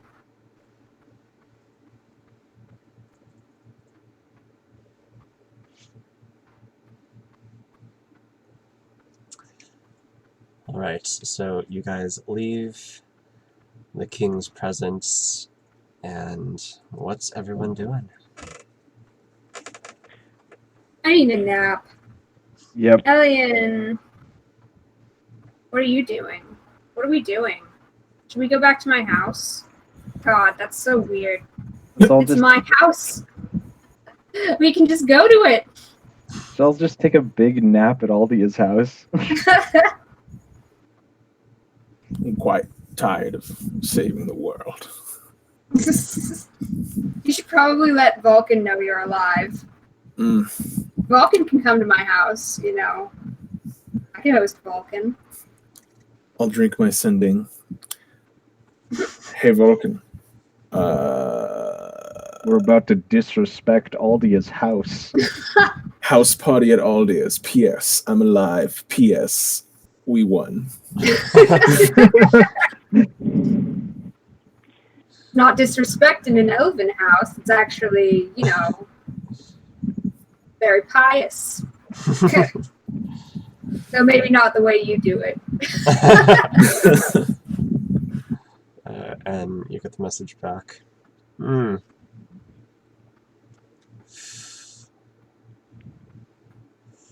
Let's boogie. Yeah. Oh boy. 3, 2, 1, let's jam. But And then we have a DreamWorks dance party finale. oh my god, just like at the end of the movie. Yep. Meanwhile, Fahar, you are out on the castle balcony with Galahad. It's really the only place that could like hold him. Looking over the city that you have indirectly saved today. Feels so good watching all the little kiddos run around.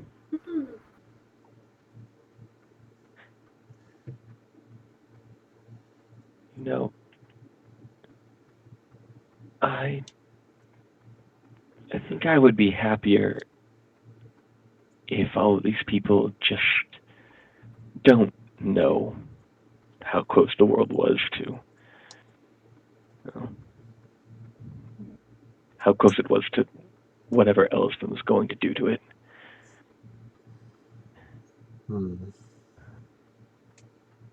Calling it destruction doesn't feel right. Sometimes ignorance can be bliss. They all look so happy down there.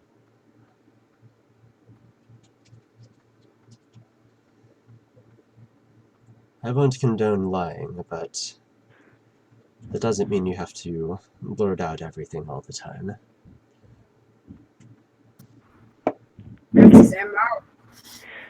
Yep, that's still you in there, huh?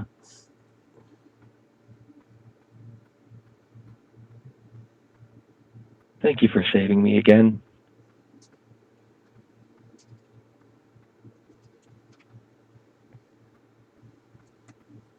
Thank you for letting me go.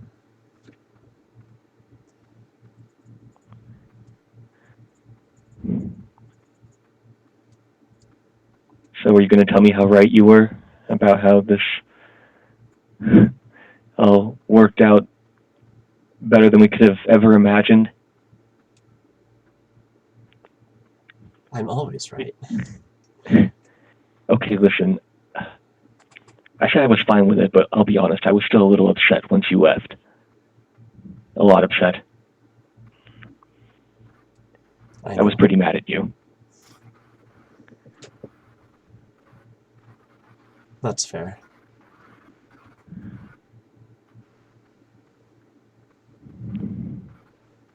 I would be pretty upset if you had to go out of the blue one day.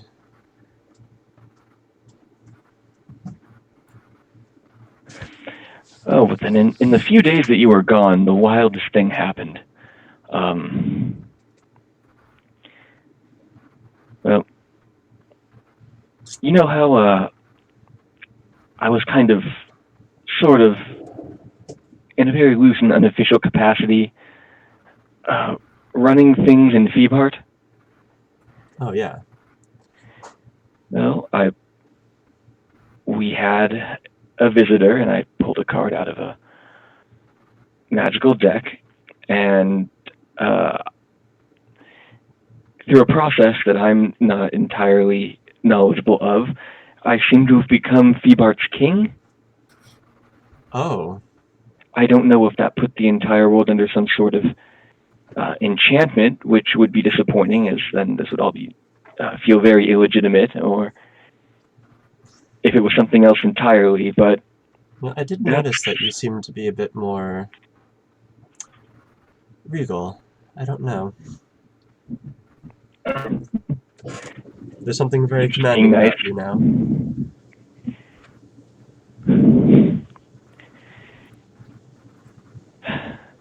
Well, I won't be taking that vacation that I had always hoped to once the Varia business was concluded. In fact, within the next day or two, I need to get back to Feepart and really put all of my effort into making what I can out of that wasteland city. I wish you could stay around a little longer to help.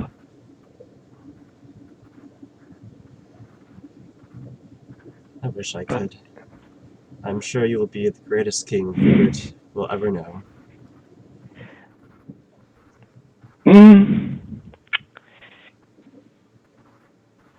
I'll try my best. Thank you for your confidence. Speaking of matters of Feepart, I do need to get to Aldia soon. Before they've all had too much to drink. Do you want to come too? I mean, I don't think... It'll probably be fine. We're all celebrating. I don't even think her mom will be home right now.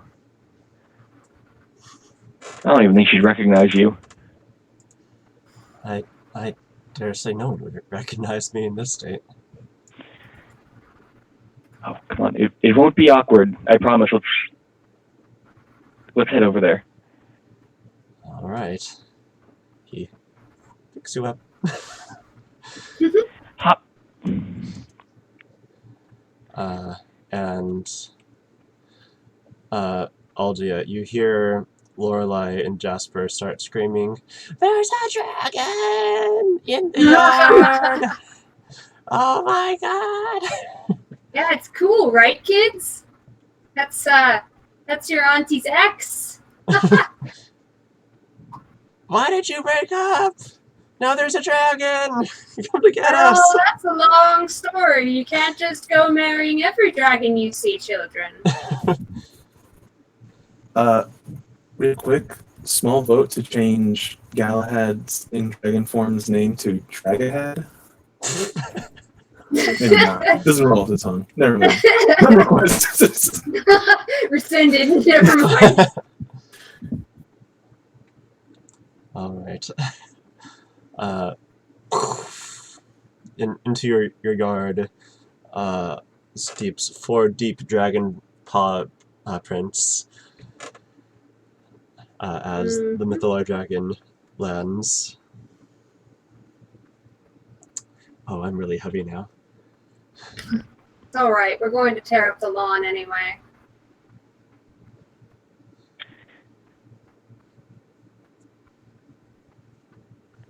Well, won't you come in? Have a drink. I was just going to ask if the wine had already started. Actually, I mean, Galahad's out here. I could try to turn you into an elf. Though, I fear my memory of your body will not be as keen as my memory of aliens. Well, it is a nice night out. The festival. We could turn this into a picnic, maybe. That was my backup plan, yes. That may be better. Alright. Yeah. And Galahad is glowing like a prism. Yeah, I'm gonna set some nice little dancing lights out. Oh, I was Nice in dancing lights warm too. colors. Yeah, nice warm colors. Like a little lanterns. And I'm gonna tell the staff, I'm gonna tell the kitchen staff we're having a picnic. Get some blankets out. Get some picnic supplies. And everyone, we're gonna have a light holiday house party, and then I'll give the rest of the staff the night off. Because it's Walpurgisnacht. Sorry, Morn. You don't get service tonight. Holiday.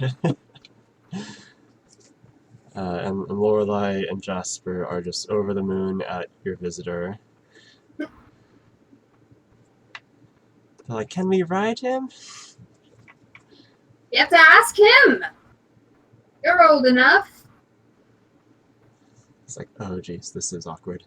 Also, you probably just shouldn't. That's kind of a social faux pas. Maybe don't ask people if you can ride them.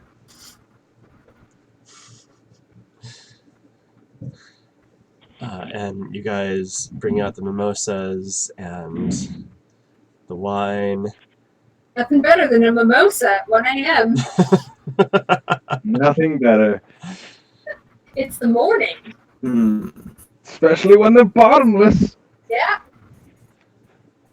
And there you go.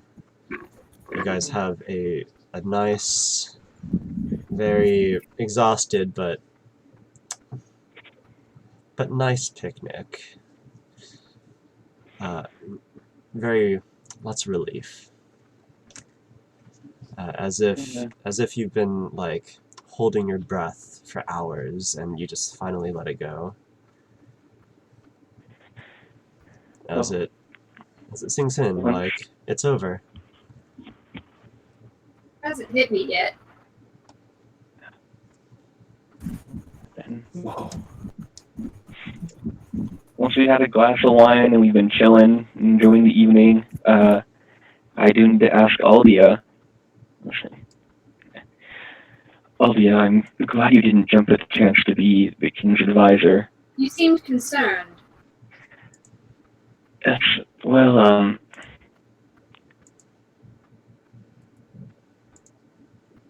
I need to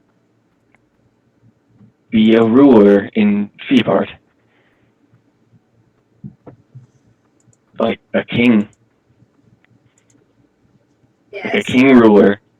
And he needs an advisor. You're about to offer me the exact same job. I am about to beg you to take the exact same job because I do not know how to run a court or a kingdom or really how to do any of that. Princes are groomed from childhood to take on this role, and I drew a card out of a deck, and here it is in my lap. This big, dusty mess in my lap. You were sort of going to be the king already, even without that card. The card is almost a formality. Nothing was on paper, though. People were listening to me, but at the end of the day, no one really owned the place. Look. It's difficult, legally, because I am a Surrendero of Kohalu. I come from a knightly family, and I already have fealty to a king. Well, I will have fealty to a king once I take my house titles. Similar to Merlin's sort of position. It's generally a feudal conflict of interest if I were to go helping another kingdom. That said,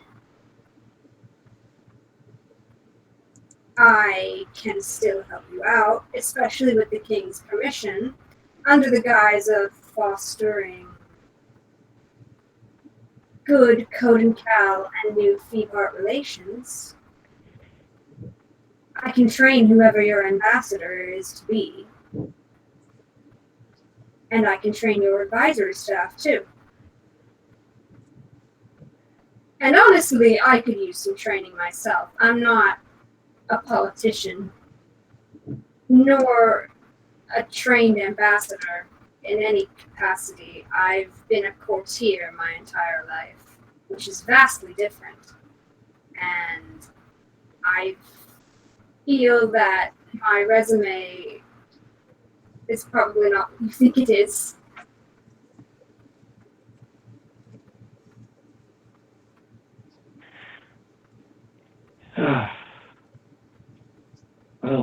we saved the world together twice, so at the very least I know I could trust you. That I didn't means a really... lot. That was the whole thing, really. I wasn't as concerned with what your exact qualifications were. I just needed someone that I know had our best interests in mind. But, If you ask me, that's not always what you want for a kingdom. You don't want someone who's going to tell you what you want to hear. And you probably want different people with various best interests in mind. Because, as I am discovering, the interests of one sometimes necessarily come into conflict with the interests of another.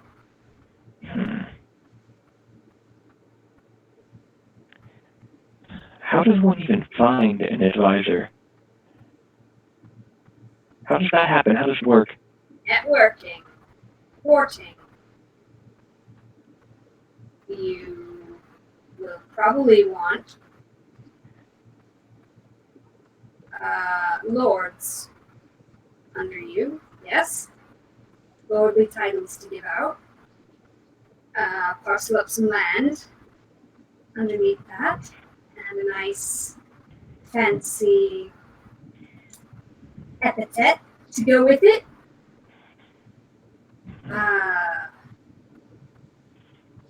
And then you pick from among them whoever schmoozes you hardest. Typically, Elion says, you pick your strongest allies after various battles and award them land and titles Yes. befitting their loyalty to you and Well, their he prowess. just tried that, and it didn't. I super declined it. I'm sorry. Yes. As far as career prospects go, I dare say the coding help position is better suited for you, I know. my lady. I know. I'm sorry, Fahar. I do want to help you as a friend, though. It's okay. I'm sure I can find someone who will do a fine job. Well, you can do like I did, and simply interview people for a position that you need filled. Cambries is a treasure. And I'm sure you can find diplomats from Rualoon who will suit your needs far better than, most others could. That would be a good place to start. Yes. I dare say there's very few natives of Feebert anymore. Yeah. As we're having this conversation, I look up and I look at Oswald for a half second. I'm like, wait, no.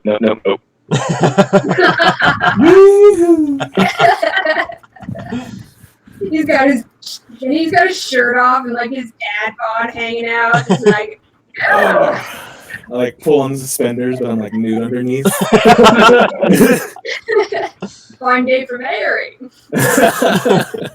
How do the suspenders stay on? Don't mind me. They're just keeping your stockings up. There you go.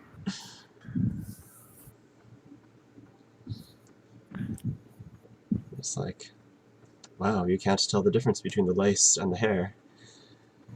Some people are into that. It all blends together. Does anyone else have more RP that they had to do between us? I just have Elian. And maybe Walton. Maybe I should say hi to my other husband. Maybe. Oh, it's fine. You're the one turned into a pit lord. I don't think I can do that. No. I mean, before you go to sleep, I'm going to give you a little smooch. And say, I watched you almost die, and that was scary. How are you?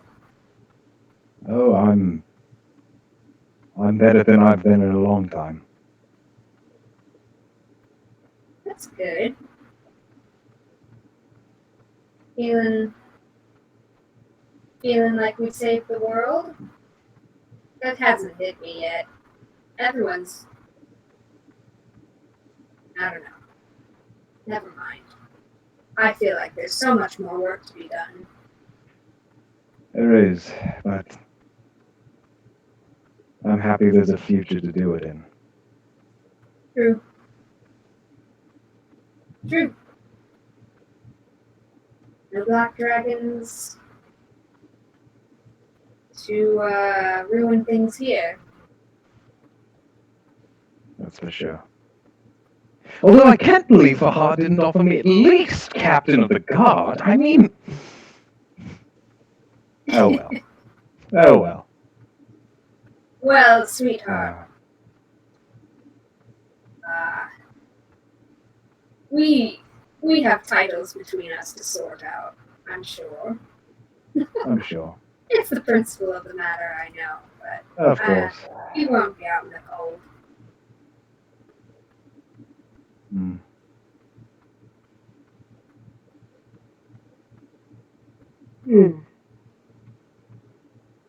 Ah. Well, I'm tired, but I don't think I quite want to go to sleep. Hmm. Hmm.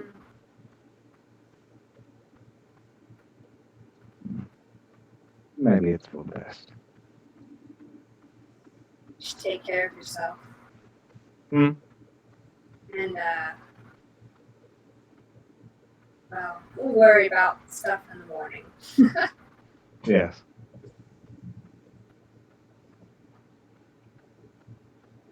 I'm gonna go check on my pit fiend. It's sort of eating me up, you know. Oh, I did have a question though, because I did actually want to do that one thing. Oliver, are Elian's ears still gone? I would have tried to put them back as they were. You know what? Yeah, they're still gone. I want to go talk to Elian. I failed to do that. Give him a little knock knock. Little knock knock. I'm here. Yes, of course you're here. Come in. Where are we? Where are we indeed? Let's just do a guest room. Or to my room. We could all be in my room. To the guest room. We could all be in my room at the same time together. Yes. Yep. Romantically and platonically at the Of same course. Of course. Yes, you find Elion and Aldia in Aldia's room. And so he's sitting down at the desk across from Aldia. They are discussing life. Such is life, no. I am Elion. Ah, French. Since I became a pit lord, this is the accent that I carry. So drunk, please. Come in, Walton. I hope I'm not interrupting anything. It's all fine. This is a day for interruptions. I suppose it is. But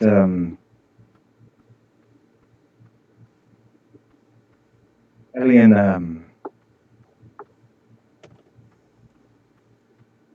not sure how to say this. I'm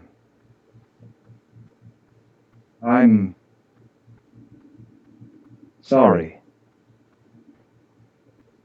that I doubted you.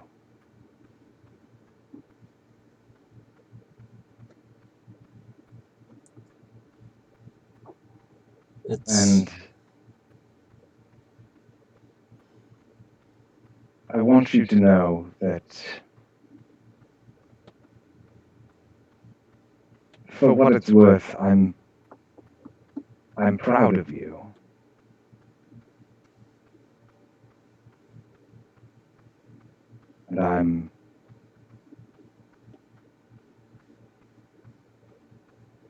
And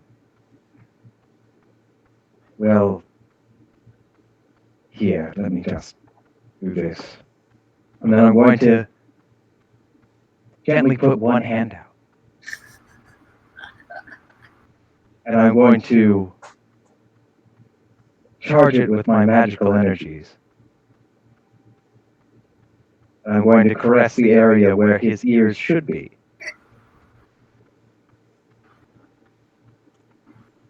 And as I do, light weaves and interlocks, and his gorgeous elf ears grow right back. Maybe even just a little better than before. Yeah, no more piercings. I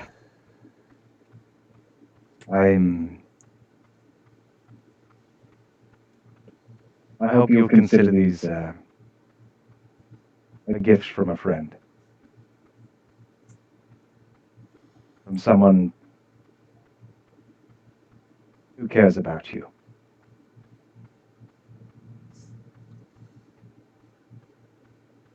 I do. Still my heart.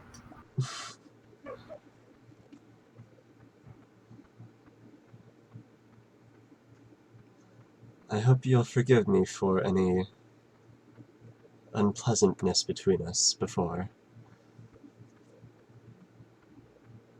It's already forgiven.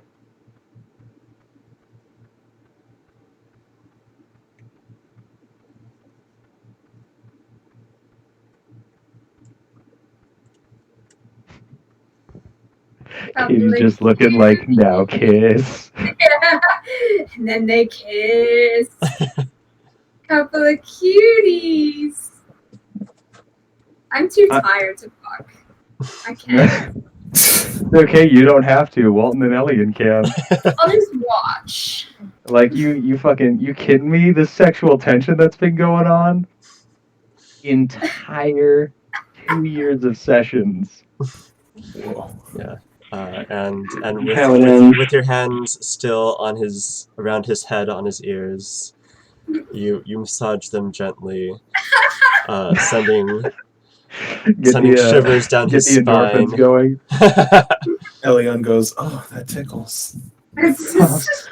Oh, Walton. That tickles.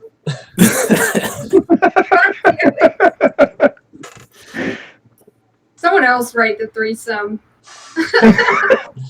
It could just be implied. No one has to write it. Yeah, I ain't doing it. Maybe I'll draw it. There you go. Yeah. I just want y'all to know, since this is happening in a reaction to y'all going in the room, this is essentially this is Oswald's arc. This is Oswald's arc. Yeah.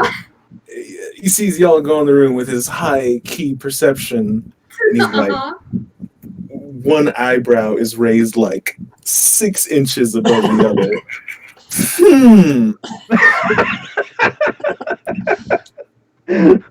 And he uses his little extract of arcane eye, and he creates this little floating eyeball. And just as it's about to go under the door sill, he's like,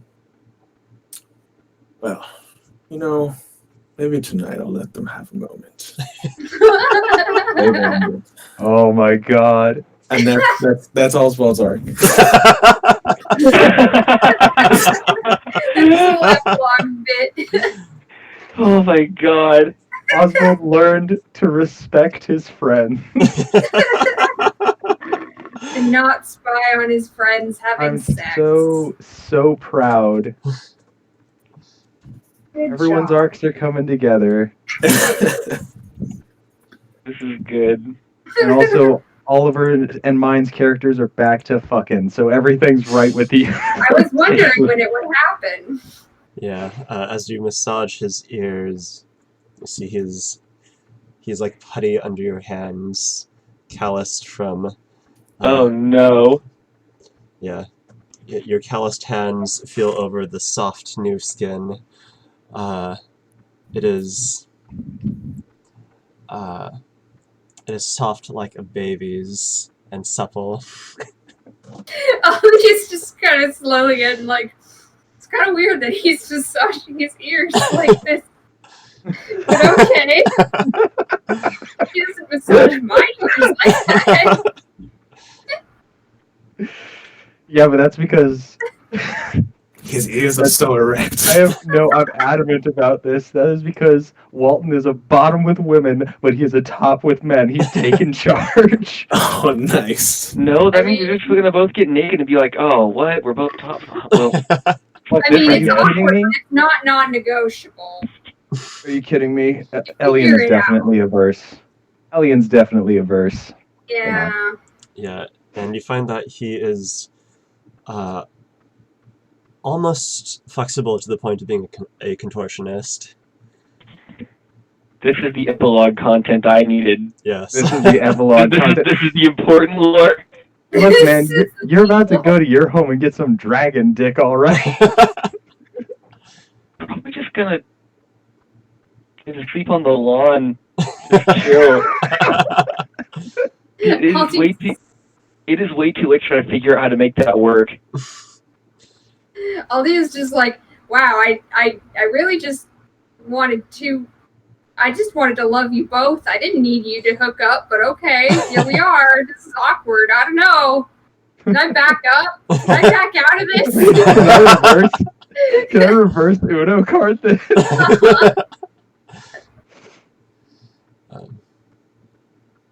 And Galahad's like, actually, what if I make you a dragon?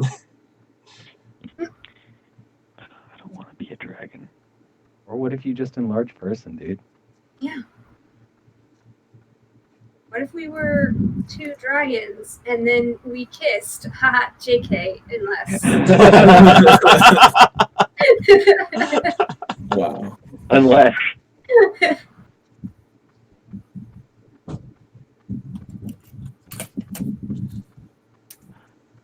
Alright, so wrapping up the night with Elian and Walton finally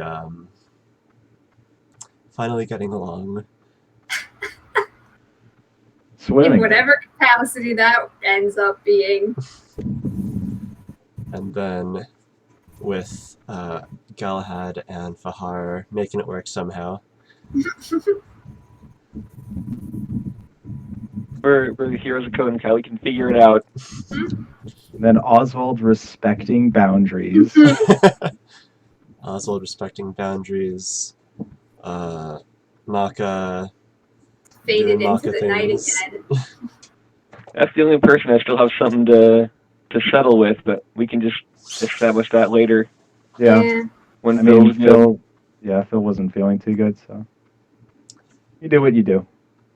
Yeah, and I spent a whole session getting an item into his hands so he can deal with Elion.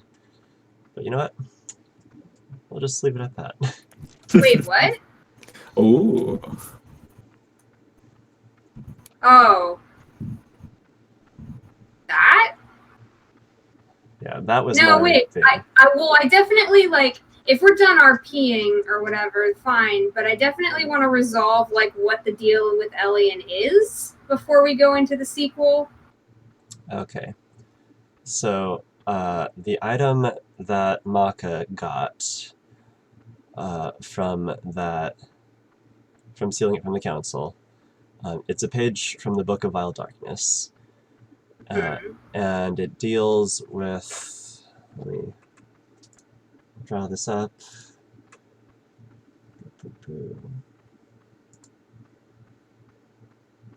So the page concerns the nature of souls in the cosmology of hell. how to harness the energy of a soul, bind it together with other souls, and then convert it into something else, mainly into devils, because that is what they are. Okay. A soul's energy is not like electricity exactly, because it comprises the sum of their experiences, their wisdom, their knowledge, and their personality. So their wisdom, int, and charisma. And the insight allows her to attempt to combine or disassemble souls and things made out of souls. Oh. Okay. So you want to recombobulate Elian's soul? Rather, she can recombobulate the parts of Jeremiah's soul Yeah. together, or split up the souls that Elion absorbed. Okay. Well, that seems all right. See, I was thinking he was just a pit fiend always, and like he just. My theory was he had always been a pit fiend, and the tattoos were somehow because you made the tattoos go away.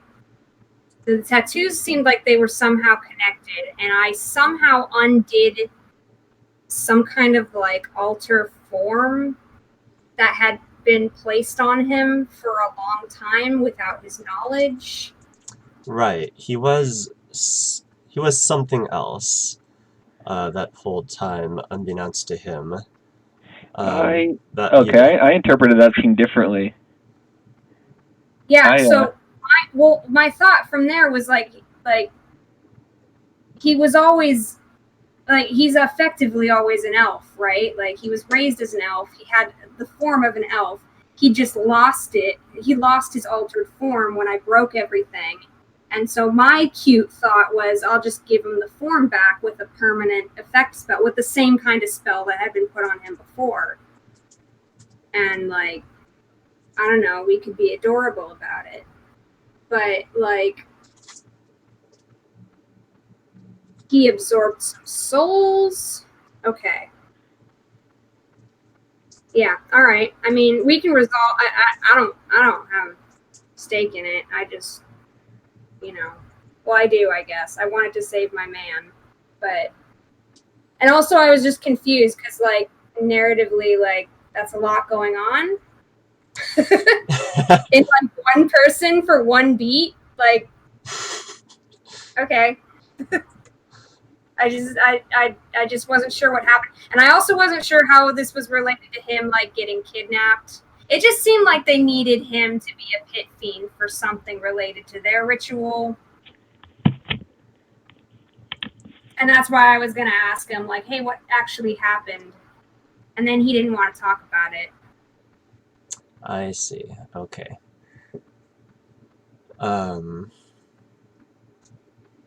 So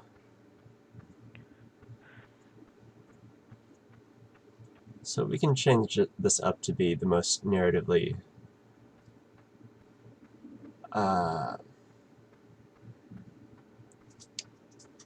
not so combobulated. But what I had in mind was that he was always well, essentially a Cambion, but like But he kept it contained or something. yeah, like Or it didn't matter enough to like make him look like anything other than an elf. Yeah, so his whatever powers he got from being the son of the Herald of Hell was like sort of hidden away.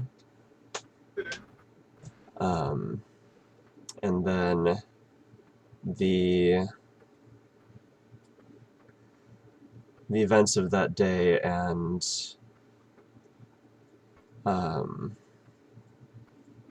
at the tower made him finally like confront his true nature.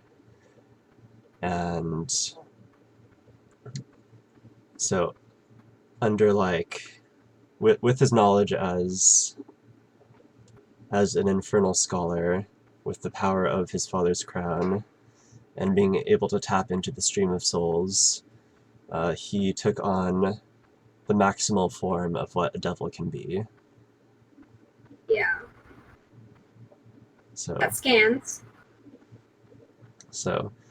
without like all of these things together, he would not have been able to go into pit form mode, like something lower than that. Okay.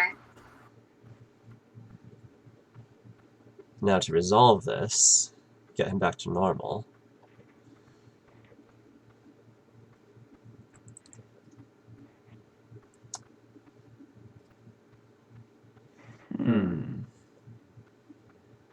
We'll figure that out in the next. That seems like Wamaka has the solution to it then. Like that was the intended solution.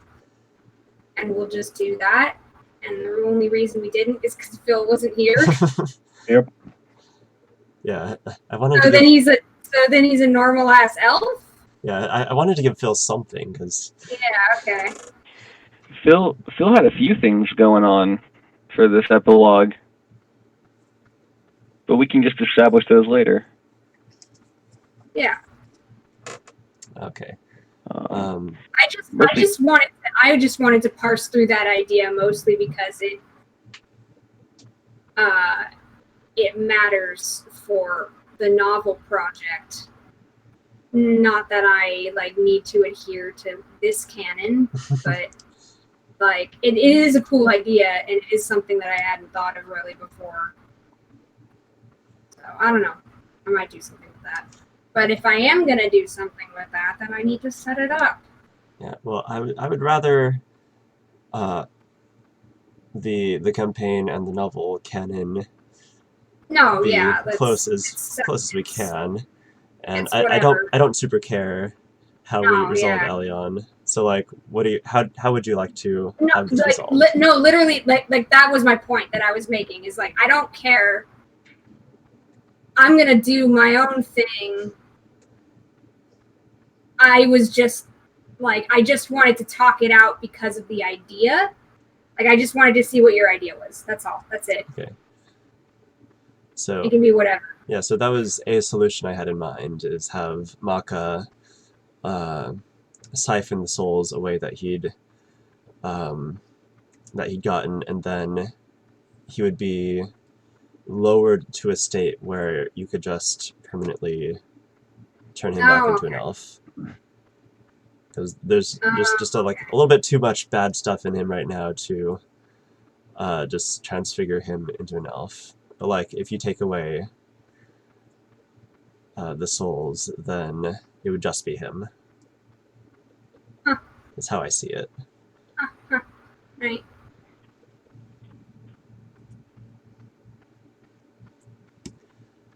I can dig it.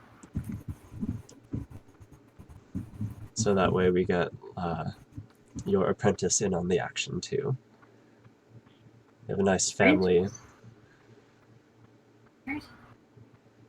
What apprentice? What? Well, I'm considering Maka your apprentice, even though... Oh, yeah, okay. That's cute. Or your daughter, whatever. That's right. Yeah, that's right. That is a thing we were going to talk about that Tyler mentioned. Yeah. The official adoption. Yeah, So your husband is saved by your daughter. That's cute. I mean, that is probably something we should establish too, is how this family works legally in a legal sense. Mm-hmm. But I also that's know I need to find out from Phil, and I was hoping to find out today during this wrap-up session, if with his full intact, Jeremiah wanted to return to life. Yes, he does.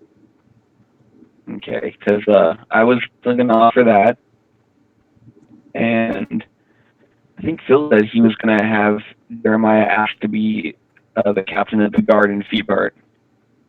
Ooh, okay. Which is why I kind of saved that. That's why I didn't ask anyone else, like Walton. Besides, Walton's above that at this point. Come on. What am I above? being a guard captain, you're already like one of the nation's heroes. But I guess that is kind of a funny, like a retirement thing. Exactly. I think it's funny that he tries so hard to be a single dad with like 2 other parental units in the picture. Yep. It's like, Walton, you don't have to do all this by yourself. Yes, I do!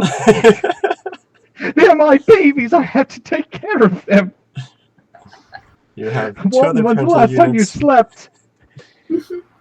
Walton, you're I've teaching forgotten the other how. one bad habits. And you have an endless stream of servants. God. There's also a matter of what a certain wish necklace is going to be used for. Yeah, that is the last thing on the list. I had certain ideas just kind of involved like me and my kingdom, but I was also going to see if Mako wanted to live the rest of her life undead cursed. That's a And good one. There's no written way to get rid of an oracle curse, but if anything it should be a wish or a miracle. I mean, oracle curses aren't a thing in the new magic system we will be moving to shortly. So narratively, Oh, she'd just be a whatever warlock. the fuck happen. I mean, whatever the fuck, right? Right. Wish it off. We're never going to know what the 5e equivalent is because none of our old characters are ever going to be around for some weird reason, and they won't be there to cast their power match to solve all of our problems. Well, I mean... Well, no, they're just going to be dealing with other things. Yeah. I should mention that the last thing I have planned for Oswald is probably my magnum opus of a sex scene that I have between him and Vulcan. God. Oh, no. I already told Phil about the magic jar thing the other night, and he fucking lost his shit. What are you going to do that tops this? I don't know if I'm ready to listen to whatever tops that. I don't know what beats it. Phrasing. Oh, man. It's a cocktail of things. All right. You want to do it now then, Oliver? Yeah? Yeah, let's go. Okay. So we do this at Aldi's, because of course we do. Mm-hmm. When we get through. Vulcan. I'm beat. I'm absolutely thrashed, and I'm ready to be thrashed.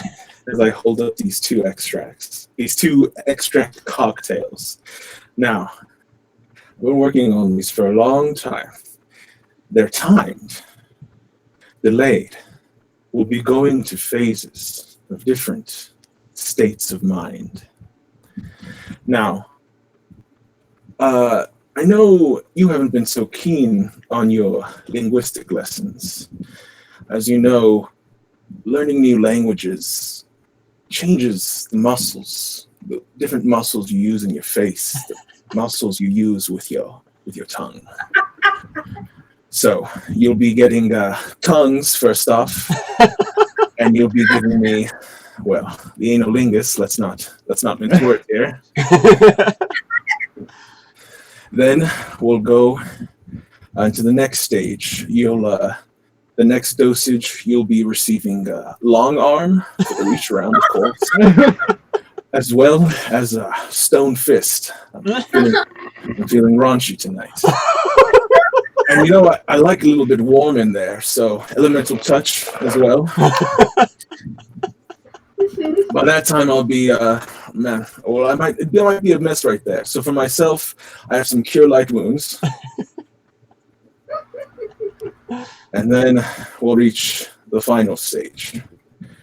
For you, at this point, you'll be sent into a rage, as well as a dose of enlarged person. And at the same time, my soul will leave my body for the crystal. And you will have your way with me. Just please remember to cast some Cure Critical after you're done. I fucking love that you're doing this at Aldi's house. I wasn't lying when I said he was going to disrespect it. Oh my god. Now drink. It's perfect. And all that happens. Oh my god. Yeah, in the middle of the night, Aldia, you notice that like the tea rattles, some books fall on the floor from your shelves. Never again. Sips tea. Yeah, Elion is there just with his cup of wine, and he's like, "Is there a giant in your house?" I wouldn't be surprised. Wait, is Galahad still here? No, I think it's the alchemists. Oh, dear. I should have given them the basement or something. The Fungin. Mm. The Fungin. I should have given them the Fungin.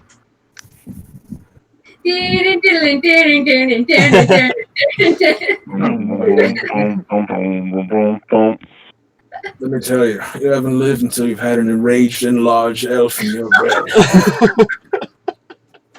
Right up your behind. Oh, right up there. The cooling elemental touch. Uh-huh. Oh, it's good. Okay, so let's take a little break, and then we will get into Ragnath 2. Hell yeah. And what's been happening in the past 20, 25 years. Oh Nice. my Oh, god. dope. We finally Alright. get to learn. I Mm,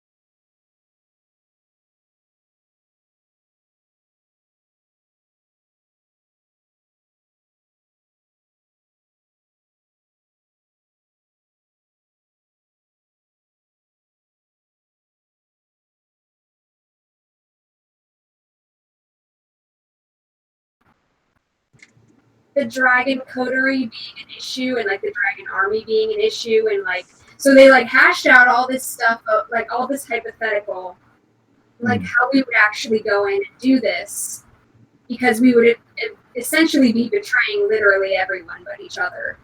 Yeah. And eventually she's just like, well, I don't know how we're gonna handle the dragons. And he's like, excuse me, the dragons? And so like all the plans start kind of coming down around that, and like we pitch a few alternatives and basically end up with like, yeah, okay, the god thing probably isn't gonna work, and we should probably just shut down the ritual. And I'm like, I promise I will try my best not to kill them. Yeah. And then that's what she came to you guys with, is like, hey, we have Elian's help, just maybe don't kill them if we can. And we ended up slaughtering all of them. We ended up annihilating all of them. Well, they hurt him, so I felt no qualms about it in the end. I even asked him if he wanted me to take out his mom, and he was like, fucking do it, dude. Kill her. Do it. Yes. Yes, let the hatred flow through you. I am back, friend. Feel the white hot power of the dark side. By the way, Luke, Yes. I made a sandwich with all those ingredients that I bought earlier today, and it was super dope. $30 well spent. I have no idea what ingredient you bought besides hot sweet mustard. Oh. So Oh, yeah. all I'm thinking is Conversation today, Katie, in our other chat, is we were arguing about like mustard and mayonnaise and like the virtues of the various condiments. so Phil's brother was talking mad shit about mayonnaise. He was just like, fuck mayonnaise. Get that Phil's shit out of brother? here. You mean Chris? This Yes. is a white man, mind you. Look, I don't like does mayonnaise. Katie know Chris? Yeah, What the fuck? I do. Wait. I thought all white people in Haiti liked mayonnaise. No, I don't like mayonnaise. It's gross. I'm with Chris on this one. Anyway, All right. this made me all very hungry, so I ended up going to the store while we were having this conversation and spending a bunch of money on sandwich products. And the sandwich came out super dope. Nice. Nice. So you just took mustard and slapped it between two pieces of bread, right? Oh, I got that good Dave's Killer bread, alright? Oh, Stuff's real good. All right, so you made a bread sandwich. Some of that Bread. Some of that good Where really you sliced just- smoked turkey. Not the stuff that even comes in the package. Like, the guy had to slice it with the machine. deli stuff. That's good. Same with my cheese. Got some good Nice, Munster. That hot and sweet, like, spicy honey mustard. Yeah. A good A good. fancy mayo. My It's my girlfriend's family always gets food from the deli, and I've been trying to convince her how good she has it, and she doesn't comprehend. She doesn't understand. I'm like, you don't know how fucking lucky and privileged you are. You just buy her some of that chief ham, and I gotta deal with fucking Foster Farms, Jimmy Deli every day.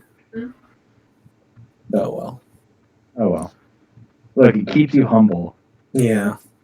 It reminds me of my roots. Yeah. Look, John, eventually you're going to be like a multi-billionaire. For whatever reason, I don't know. I can't imagine why. I'm sure But you will be. But you will be. And then you'll be making yourself a sandwich. You'll reach for like the deli, and you're like, I don't know. You pull out the Foster Farms. the nostalgia.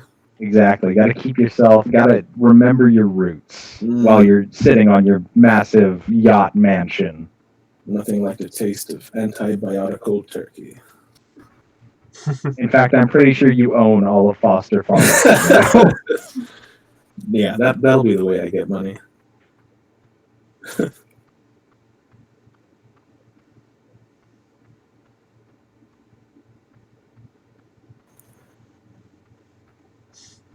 Ragnoth 2. All right. Get hype. Time is ready. So what's been going on? All right, everyone in the party dead. They're all dead. Kitty, what are you doing? So, what? So one, what was Aldio's decision on that?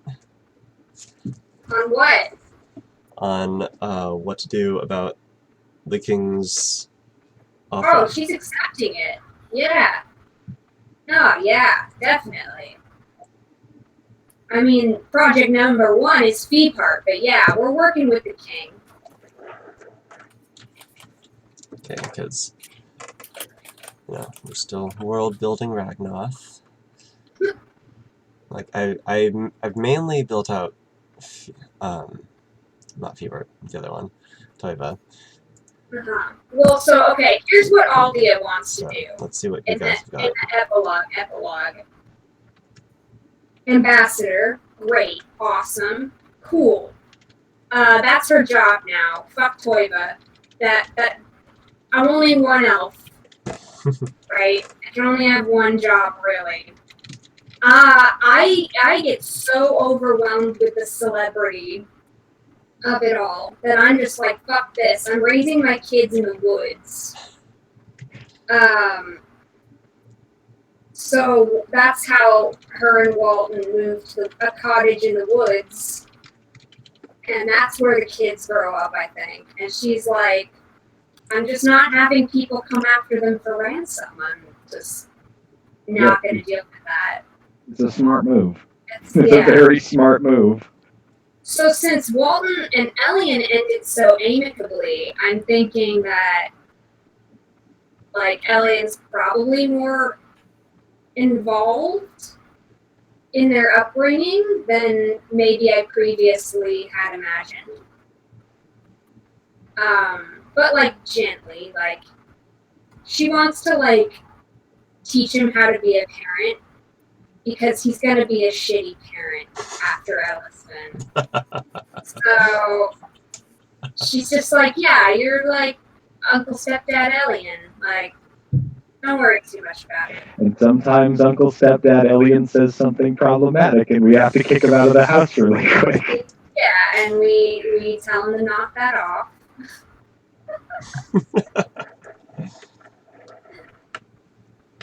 He's like a family friend, I imagine. I imagine he has his own shit going on, and he's not like making domestic with all of us at once. Yeah, I imagine that he would not be so keen on living in the woods. He is used to the more aristocratic lifestyle. Well, same, and that's why I'm thinking I commute into Codencal for work. Yeah, so you just My teleport in teleport. whenever you need. Yeah, so then when you're in Codencal, that's when you spend time with Elion mainly. Yeah, and we have like a young couple relationship. Like I can forget about the kids for a bit. Mostly I talk about the kids. I can forget about the kids and then only talk about the kids. I'm sorry, hon. I'm talking about the kids. And then Sheena used her magic to launch Thane up into a tree, and then Walton was freaking out. Walton just doesn't handle them very, very even toned, shall we say? Okay, and Elion would visit on occasion, of course. I feel like like a friend of the family. Uncle Elian would come on like holidays, birthdays, special occasions.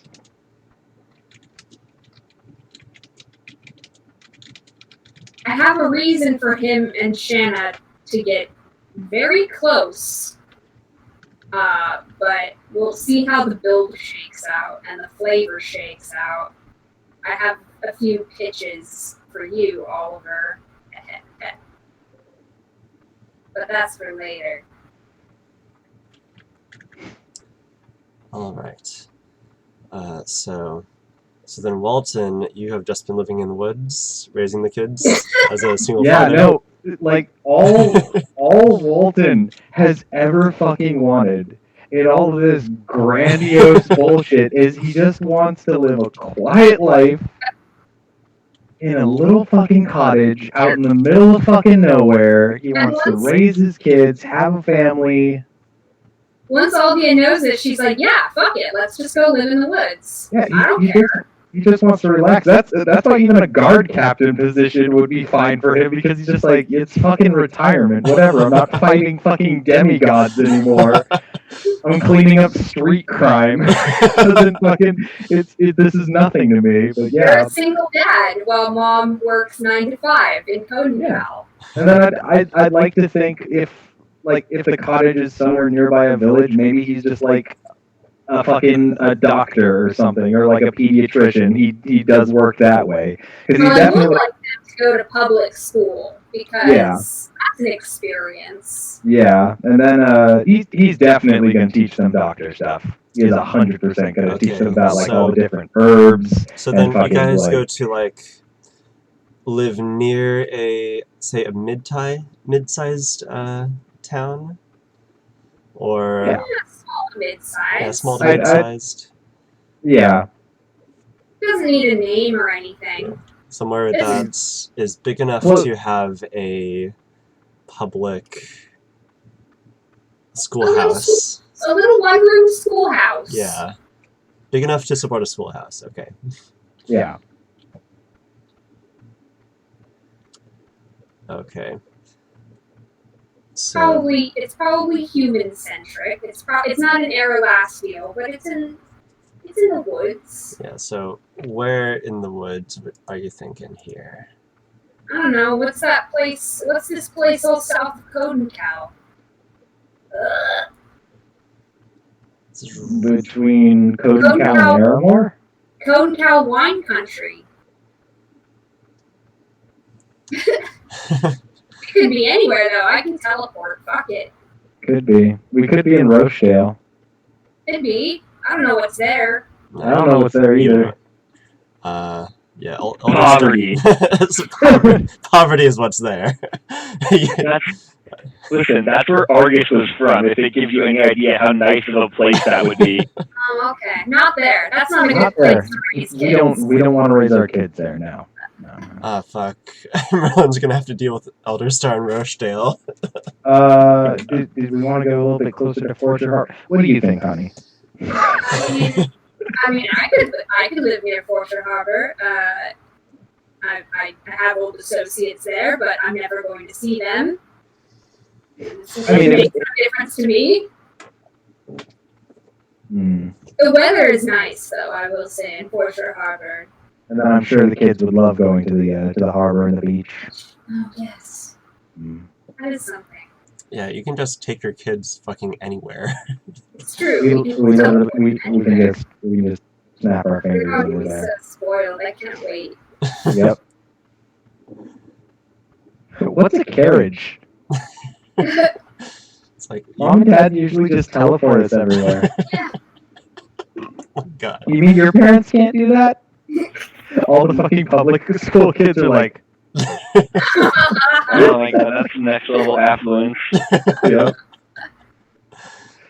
Oh, I can't wait.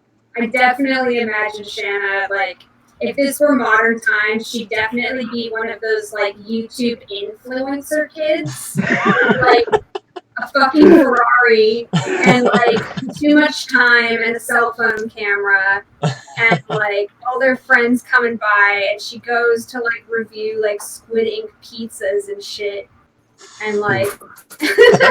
And then Thane is just constantly on TikTok, just making videos.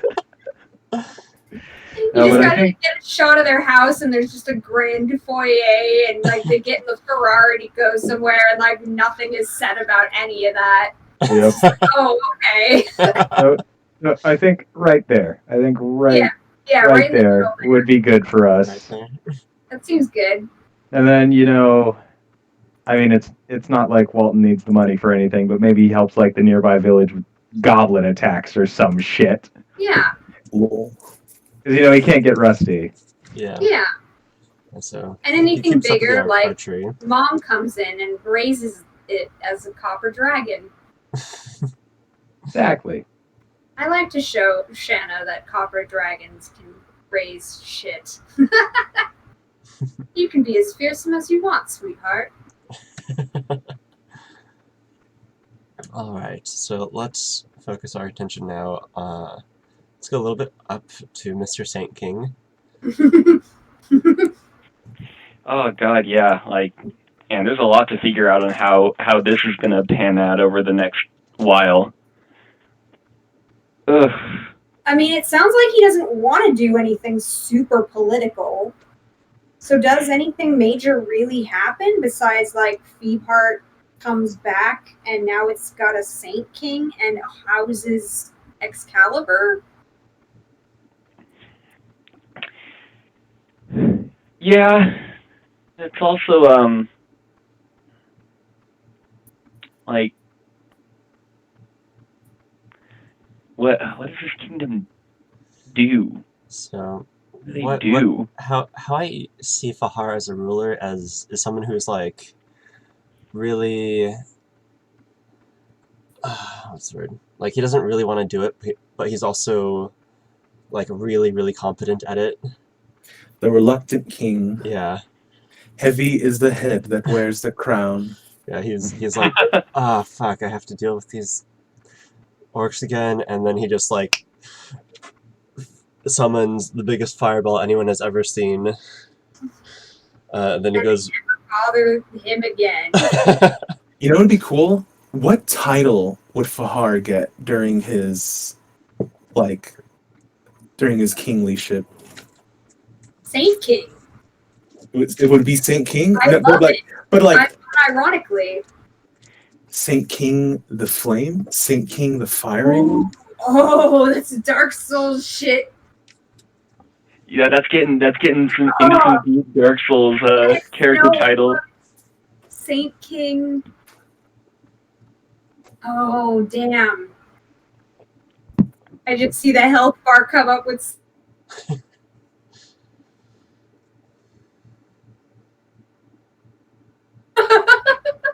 And then it's just him lifting his arms, this giant ball of fire behind him. Yeah. And you're like, roll. I don't know where this is going. Roll. like, how do I break line of sight? This makes me think of the Saint of the Deep. I mean, Aldrich, yeah. Yeah. That was a fucking baller build-up and a killer boss fight. I love that shit. It was really good. You could also rename Feebert. I've been thinking about new Feebert names. Like, not new Feebert, but like Not the new... Yeah. We will call it Firebert instead naming of things is Feebert. difficult. Greyland. Yeah, naming things is difficult, and I have been thinking about it. I'm gonna work on it a bit more though. But yeah, if I don't use that wish, and I was talking with Oliver about this earlier, if I don't use that wish to fix Maka, I was going to try to do some magic, maybe supplement it with the artifact, and kind of try to change the climate or the lay of the land a little around the city, make it a bit less completely arid and incapable of sustaining life or crops. So that's something to consider as Ragnarok develops as a setting. How if you'd want that to be a thing up there, or what you had planned. I have planned nothing for Feebert. So this is all up to you.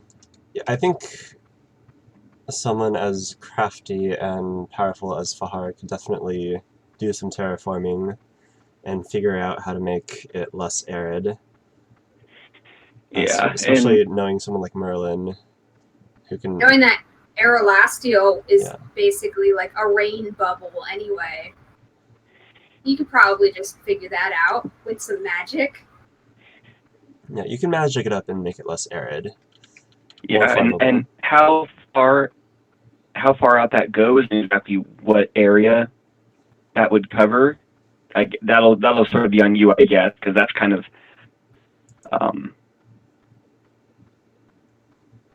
there's no one else who can really make that decision of exactly how much of the land gets fixed up. But it would be nice if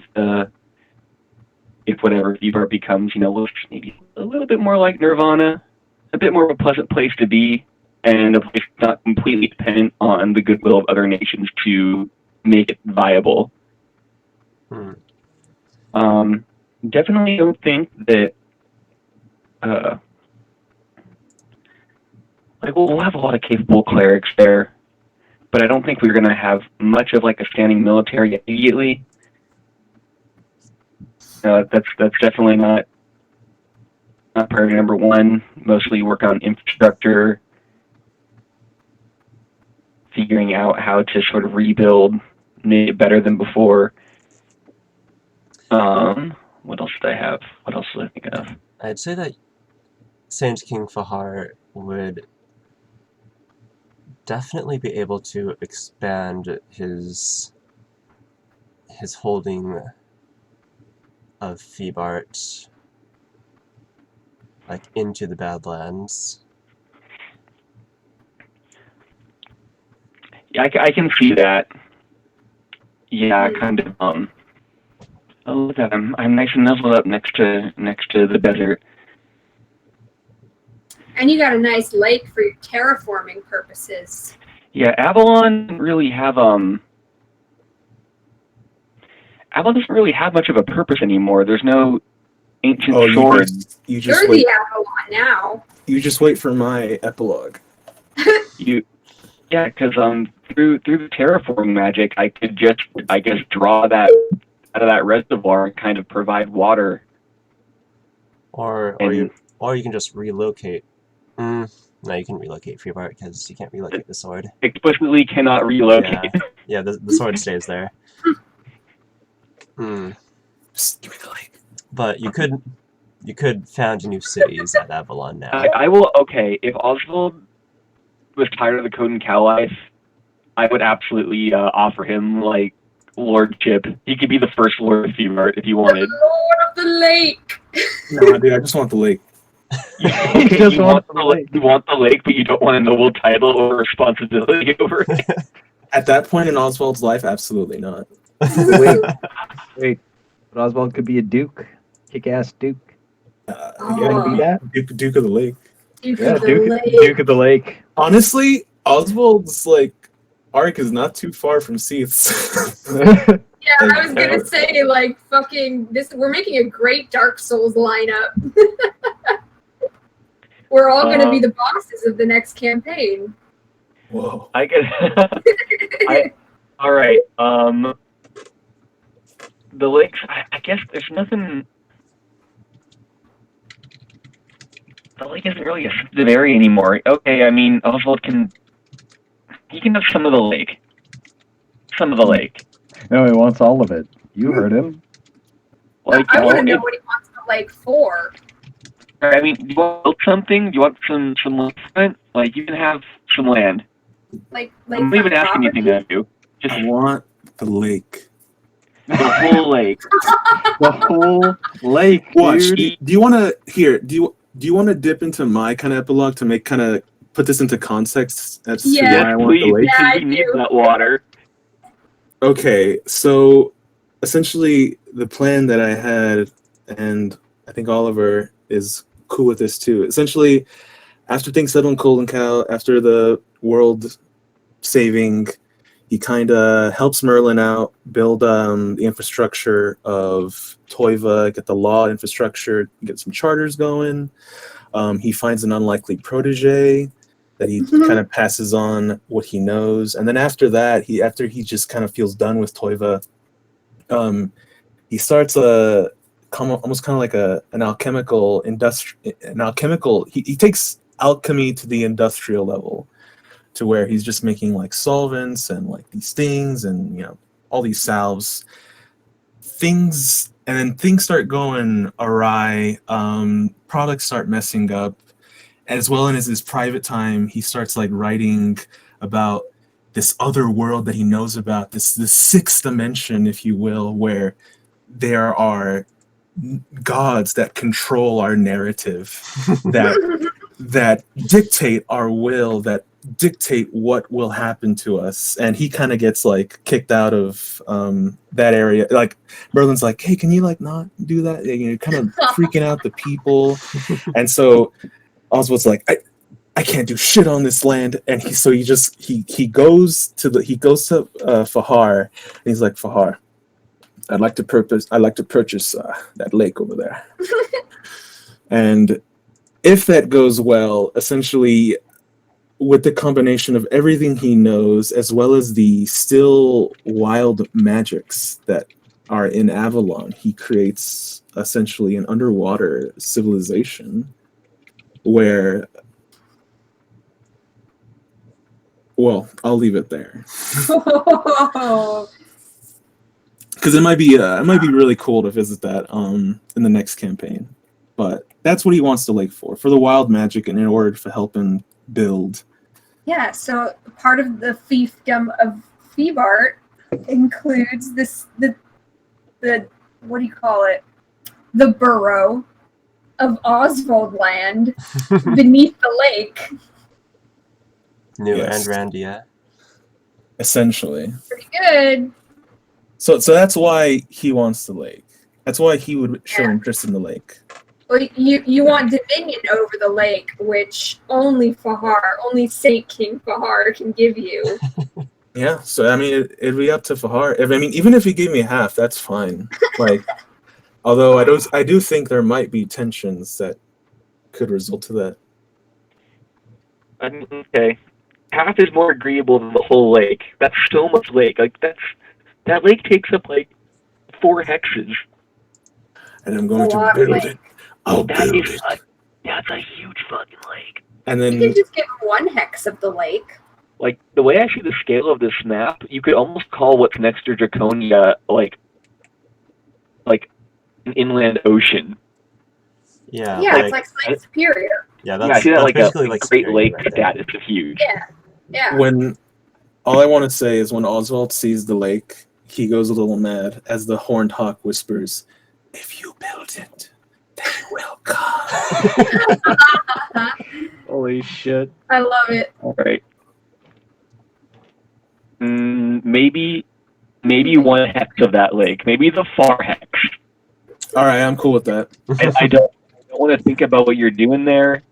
In fact, I think it'll be even funnier if Fahari doesn't even know what the fuck Oswald's up to. Yeah. He just like peeks over and like the lake, like you just see the surface of the lake completely like flat and calm, and he's like, yeah, okay, well, I'm sure that's going fine. Oswald isn't doing anything with his portion of the lake. Oh, good. I was worried some bullshit was going to happen, but everything stayed okay. until green smoke starts coming out of the lake. Yep.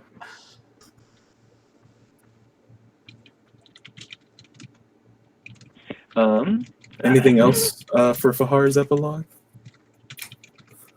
I think that's mine mostly. All right, so Fahar, you rename Feebart into something. You terraform it so it is more conducive to crops. All around, much more pleasant place to be. You I want this to be kind of like a kingdom that's like, it doesn't always really, like I said, no huge standing army. It's got something, but nothing too impressive, because it's kind of a place where it's like, why would you want to attack it? Like, they're just protecting the sword and being generally chill. So it's kind of like a thing where if someone decides, oh, I want to go mess with Feebart, everyone would be like, okay, well, we're gonna mess with you then, because Feebart's pretty chill.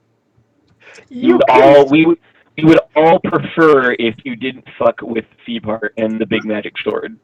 You can summon maximized fireballs from the plane of Nirvana. Of course no one's gonna invade you. No one's gonna invade you.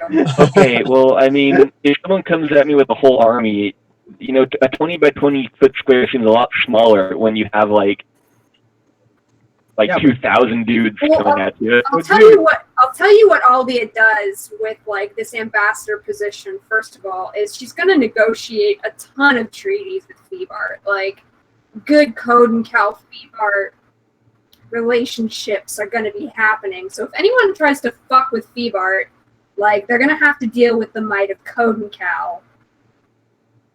and whatnot. Like there's gonna be some like political backup for you. Like no one's gonna come fuck with Feebart. You know? Yeah, that's what I would like. And then historically speaking, Feebart has been the buffer zone that protects Codencal and Erlastiel. So whenever they get stingy with the trade agreements, like suddenly there's a couple orcs showing up at their door, be like, oh yeah, that's right, we need you. Yeah. Aldia is not gonna let that happen in her lifetime. So you're looking at 600 years, Feebart. Scot free. sounds good. And then finally, I think with the quite colorful life that Bahar has lived for his first 130 years, and the experience of dealing with the cruel, and then with the orcs and everything that happened with the Varias, and his own experiences as a priest and all that, he is going to really get back into the preaching game. Has a lot, he's got some time for that. Always have time for that. I mean, the castle is also pretty much a cathedral, so. And he's going to start, or at least begin preaching, and if it takes off, then it's up to how many people come to live here, but a new sort of sect of serenary worship, kind of starting to take the church in a little bit of a different direction that definitely focuses like more on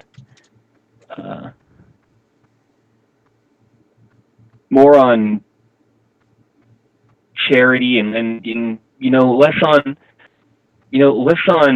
this is what the book says makes you a good person, and more like, okay, did you actually go out and improve the world today? Like sure, you woke up and prayed at dawn, but like what else did it's more about like the practical application of Serenary's blessings and how you are actively going out and trying to make the world better instead of just thinking that it's going to get better because you pray at the right time of day, etc., etc. Okay. Like it's gonna be a real like get out there and make the world better. You literal spellcasting priests. Oh, so actually evangelism. Yeah. A little bit.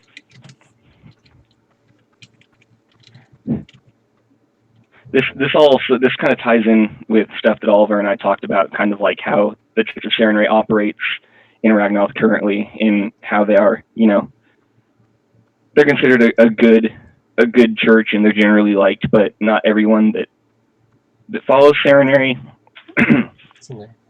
really, they don't all do, a lot all the time. Sometimes it's a lot of just praying and being like, okay, check that one off the list. So there's another thing we should bring up, since we're talking about religion, now that Bahamut's around, and you were there, one of the main people who helped raise Bahamut, and your boyfriend's the Herald. Really long-distance relationship at this point. I don't know if you're going to continue pursuing that. Yeah, it's a weird one.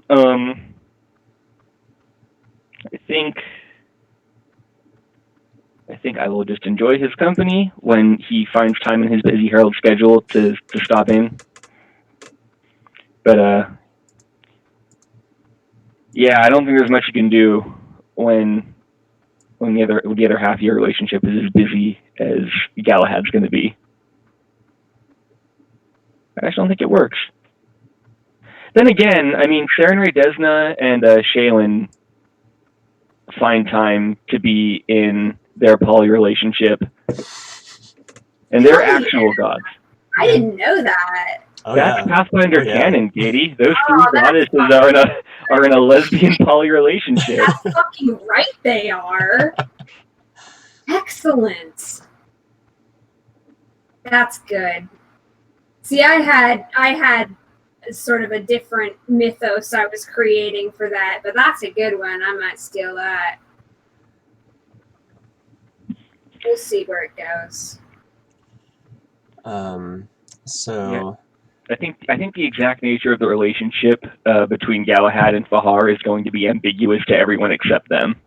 yeah, but it is known that the Herald of Bahamut does visit Febart with a statistically significantly higher amount than most anywhere else. Good. So I think you're going to have a pretty good migration of Dragonborn coming into Febart as well. Okay, so that's going to be some of the population. I'd say that. I mean, obviously there is no slaves in Febart, so halflings and tieflings and all others welcome. You are the Saint King. You can make that happen.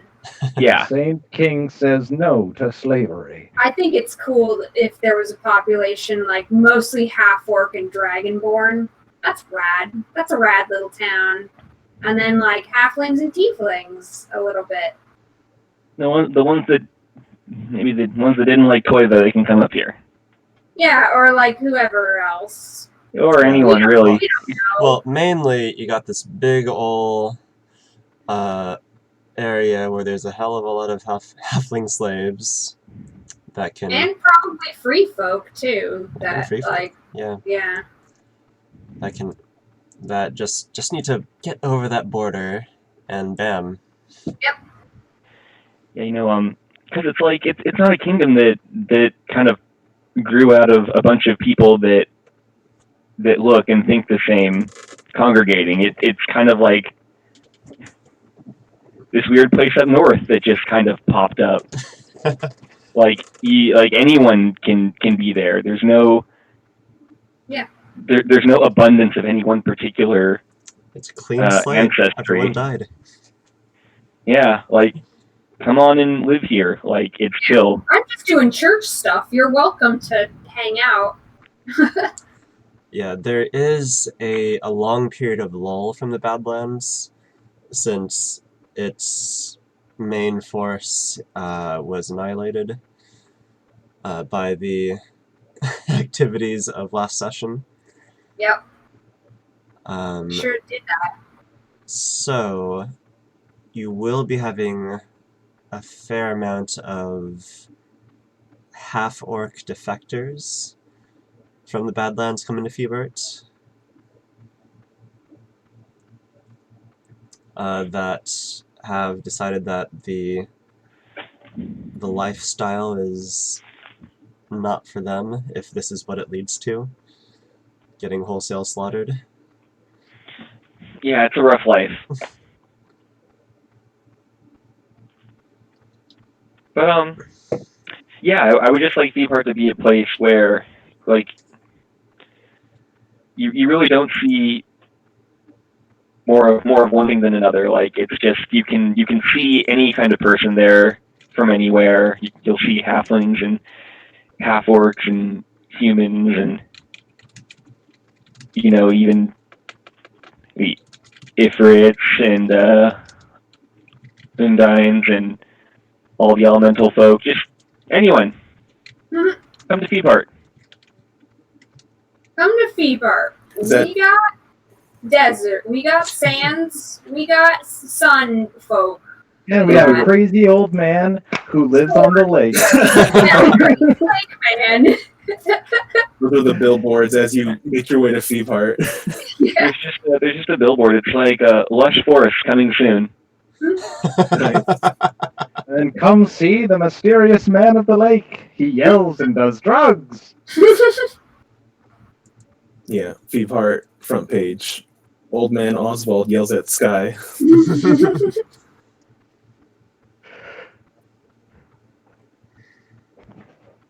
Okay, cool.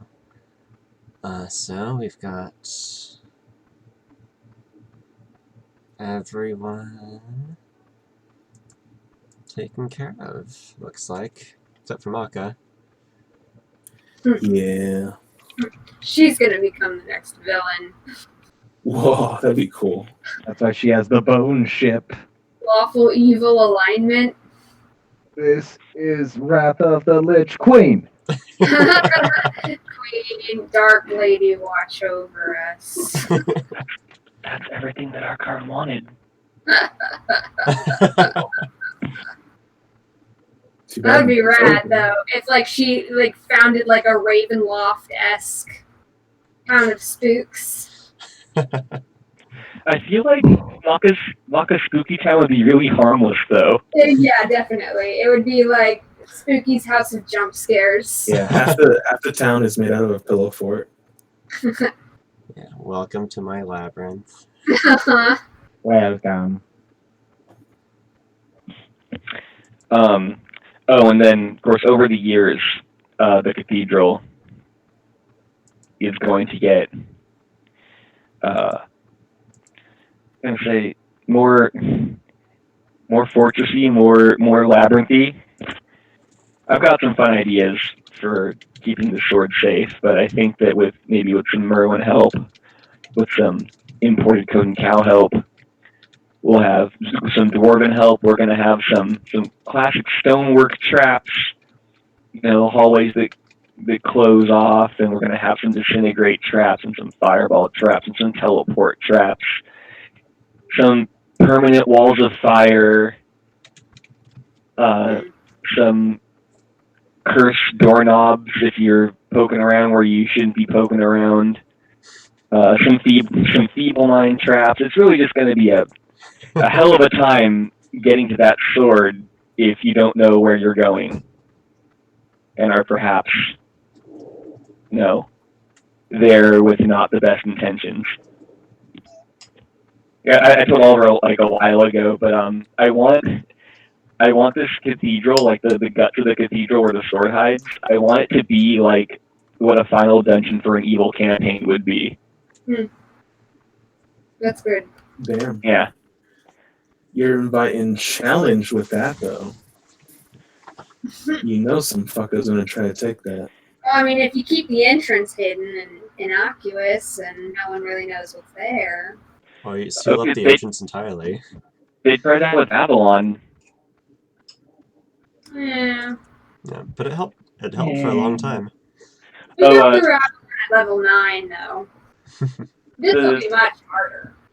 The teleport trap is definitely on the decoy Excalibur. So when you go try to grab it, it just bloops you. It bloops you to jail, and they're like, "What were you trying to do?" Trying to draw Excalibur. Well, What did we learn? Not to try to draw Excalibur. no, what we learned is that is an executionable offense. Goodbye. But I'm Arthur Pendragon.